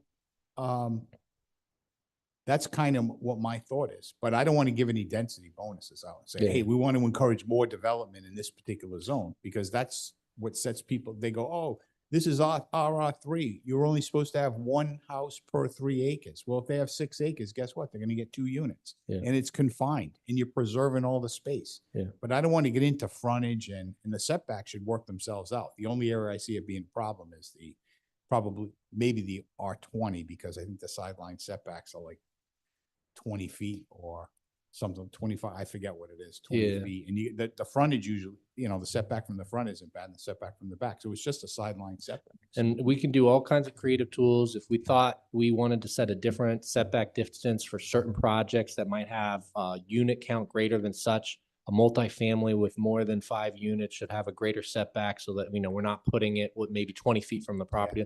We can get unique with those tools. Yeah. But that'll be good for us to hear. And what I imagine is that at the next meeting, I'd like to come with, what could this look like? But the big question is, does this look like even Steven, you get the same density that you could get with any other single family housing? And how do we write the regulations to address things like someone's got a small lot of record? Does that mean, how do we tell them how many units they can achieve? And, they've got, someone's got 20 acres in a R20. That means they could achieve, 40 units. Well, we got a 40 unit multifamily, should we be talking about greater setbacks than 20 feet? Those are the things that we can get into. Basically, I'm curious with the rest of the board. Anyone else think that even Steven's the right way to go, or increase the density and encourage multifamily or two families? I think at this point, keeping the density, because we're in uncharted territory here. Normally, the zoning board would be able to vet these things on a case-by-case basis. So I think staying more conservative, keeping it even, as if somebody had enough area to just do a subdivision, and if they needed to get the dimensional variance and come back anyway, I think that makes more sense until we know what kind of applications we're going to get before us. That makes sense to me. Would a comprehensive permit application change all that? No, so that's a good question, Glenn. That's one of the unintended consequences. If we create any mechanism that allows for a density bonus in a by right basis, that means that a comp permit gets to come in and say, our comp permit works on top of your baseline density allowance. Right now, the densest zone we have is an R20, which allows 2 units per acre. A comp permit is basically 5 units per acre. They use the word bonus. It's understood to mean bonus on top of the baseline zoning. 7 units per acre. If we allow density bonuses by right, and they have a piece of property that could be eligible for those density bonuses, they come on top and they could say, now your baseline zoning says I can get 4 units per acre. Now I'm going to do a comp permit for 9 units per acre. So, but that's an unintended consequence it's worth being aware of. And that's why I think even steady is not a bad place to start the conversation. We can always move from there. Again, if we have a project, a site, it makes sense for it to be denser. It's in a denser neighborhood. The surroundings are right. We can consider additional units with a dimensional variance. And that's the tool. People have the tool to achieve a denser project, but then we have the discretion to look at it, ask them to make their case, can approve or deny it based on a range of different criteria. So does that all seem to make sense as a general direction for us to move? David. even, I didn't know you were talking about this tonight. I should have looked more closely. If you do this and you're doing it in areas that are normally owner occupied areas, are you going to limit the density increase to multifamily to owner occupancy, i.e. condominium? Because theoretically, if I'm living on a 3-acre lot and you're saying, okay, next door, they're gonna put, it's one thing to say you're gonna put a 6-unit condominium association where they live there and they own there and they're interested. It's another thing to say all of a sudden you got somebody who's cranking out apartment complex. I mean, I would, I don't know if there's a distinction to be made there, but I just throw it out there because I know historically there is a big difference in people's minds between a condominium and a rental. And I just want to just caution you that if you don't consider that, you'll find yourself all of a sudden people are saying, well, this is a good place to pump out apartment units. And I just paid, $1 million to build a house next door. yeah, and That's a good point, because if that gets too thorny, and again, we're talking about an R20 zone where a guy has to get 3 units, he needs to have 60,000 square feet. That's an acre and a half. You're on a half-acre lot next door. You're gonna say, well, I don't want apartments there, but he's got 3 times the land. So now it comes down to, as you pointed out, setbacks and buffering. Yeah. Because if it was done right, even the rentals, and it also Well, depends on how many bedrooms are in the rent. it's a good point. It's a good question. I think that we understand that there's a perception difference between a rental property and an ownership property. We also can understand that if someone's building something and let's say they can achieve a project that might be a 12-unit multifamily, that a lot of these are probably more likely to be rentals. Depending on the setting, it's hard to imagine someone building a new 12-unit apartment complex and saying, I really want to do it as a condoized. That's probably less of a market. Now, our zoning code currently, to my knowledge, doesn't really talk about type of ownership in the regulatory framework. Someone builds a single-family house, they're allowed to rent that. It doesn't have to be an owner-occupied single-family house. There's no regulation on that.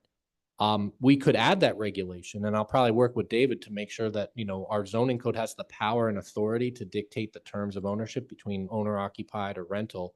But it's worth talking about. But if the idea is that if we get an apartment complex that's so many units, let's say 4 and above, it's going to take on a different look and feel. To me, I'm more interested in what's the mitigation to that nuisance. Is it greater setback? Is it buffers? Is it something else that, whether it's rental or ownership, we can mitigate what might be perceived as the nuisance? The other thing is you could restrict the number of units per building. So if you had 4 acres, they have to be duplex style. So you have to have, now you're gonna have 2 buildings. Yeah, no, I mean, there's a That lot makes of. it a little nicer, you know Yeah, what I'm yeah. saying, than just putting Yeah, in an yeah. apartment complex. No, I mean, these are all good ideas. We want something that's going to fly. Yeah. I want it to fly with you. I want it to fly with the council. And at some point, this is going to have to pass through a public hearing. I want to be ready for what's the average Coventry perspective on these issues. And I want to have good answers. And for it. this requires council approval? Yeah, It everything will. we're doing is talking about zoning code changes. And so, yes. Yeah, I'm just council trying approval. to gauge what the makeup of the council is gonna be. Town-wide, then not just districts? No, we can do it specific to each zone. We could make multifamilies, we're only interested in our R20. We could do that. But we can widen it, narrow it as we see fit. I mean, here we're talking about a potential overlay. We could say we want an overlay in the R20. There's certain areas of R20 we don't want to have multifamily as an option. There's certain areas where we do. Yeah, that's right. That might be another. David, you have a thought on that? Yeah. Well, we got to remember this too. We've got we got a minimum of 3 new council members coming on. I know. So- Well, trust me, the overall game plan is that we have a lot of code changes to make. This is the tip of the iceberg. A lot of it's good stuff and it's straightforward and it's cleanup stuff. Stuff that we found in the code to be a little problematic, confusing, and our goal will be in the December or January timeframe. After the new council's in, feet are a little bit wet. We're going to have a work session between the planning commission and the council in a very similar way that we did last year. Talk about the code changes, talk about big, broad things. Some may be aware, but we've been working on land use table changes where all of the special use permits that we used to allow when we shut down, for example, an antiques shop in a business zone required a special use permit. I can't understand why we would need to send an antique shop in a business zone to the zoning board. We're going to take common sense ones and just turn them into yeses. And our idea is that there's a lot of content across a lot of different areas of code that we're going to bring. And we'll all get a chance to vet it in a work session with the council before we even bring something formally. But we want to bring the best vetted product to you. You know, I want to have this conversation, us making sausage with you in front of the council. I want to say, this is the sausage we made. We think this is going to be good. So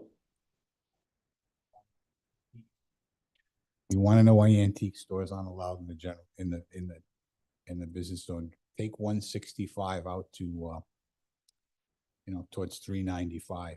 When you get into Connecticut, there's a place on the left-hand side, you'll see. It's only open a few days a week. You ever see American Pickers? No. It looks just like that. Signs, all kinds of stuff out there. fair enough. Fair enough. So, so this is one of the pieces that we thought, out of all the code we're working on, this one really needs a little direction to make sure we come back with a better vision, more defined. It might be that we're heading for an overlay across any given zone. It might be an overlay that stretches on R20, it stretches in the general business, it stretches in the industrial zones. I'm open to that concept. That'll be a mapping exercise with you. That'll be us looking at a map, everyone kind of putting on their thinking hat and saying, I know that street, that's what this street feels like, and that's a great place for it, you know? So happy to do that, and that might be the right approach. But we could use your guidance because you guys know this town better than we do. And I think making a distinction between two-family and multifamily, because the code kind of already did that anyway. Yeah. Two-family was a special use permit, but after they crossed that threshold, that was it. They got the approval, they could build it. Multifamily had specific standards over and above that regarding sidewalks, trash, landscaping, open space. So maybe it's considering different standards over and above. I definitely agree with that. I mean, I'm kind of describing them and batching them, but really they both fell into a category of, hey, they both got shut down, but the overlay district for two families might look different than the overlay district for multis. We also can create categories. Maybe there's a certain thing where we say, you know what, we'd like to create a multi from 3 to 6 and a multi from 7 and above. There's a range of different ways to regulate it, but you can imagine that's why your initial feedback on this is helpful. The direction we want to go, how we want to regulate it, and then we can start to pick apart, you know, where does a project feel different to you and you would regulate it differently. This is all good feedback. The last question has probably already been answered, but the last policy question I was going to ask is, what do we think about two families or multifamilies in our more rural areas of the community? And the answer to that is, let's talk about it in the context of an overlay, if that makes sense. Because obviously R20 is where we see a lot of residential, dense neighborhoods, sometimes not so dense. Commercial industrial has their own unique flair, but the R2, the R3, the R5, they're very different types of communities. And, you know, we should be thoughtful about that. I think that's all I had to say, unless there's any other thoughts, questions, feedback.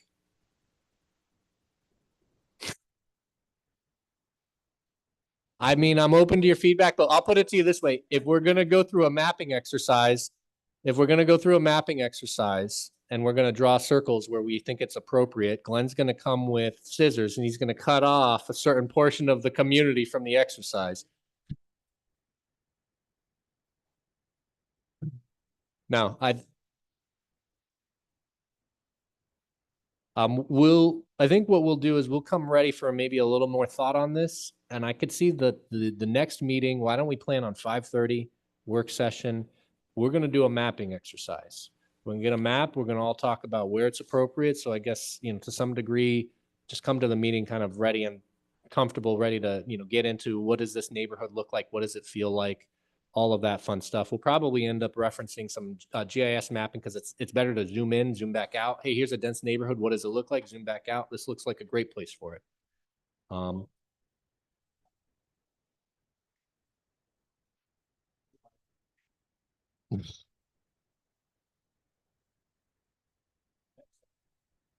Public comment. I think it's the general public comment. Alex, do you have the agenda over there? General public comment. Is there anybody on Zoom that has a public comment for the board? If so, raise your hand. Is that Ron? I don't know. I know Ron is on. I just don't know if he has someone in his family named Sarah. No. Okay. I know he was on and watching earlier.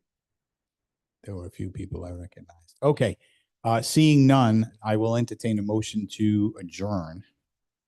I have a motion to adjourn from Mr. Anderson, a second by Mr. Smith. All in favor? Aye. Any opposed? None.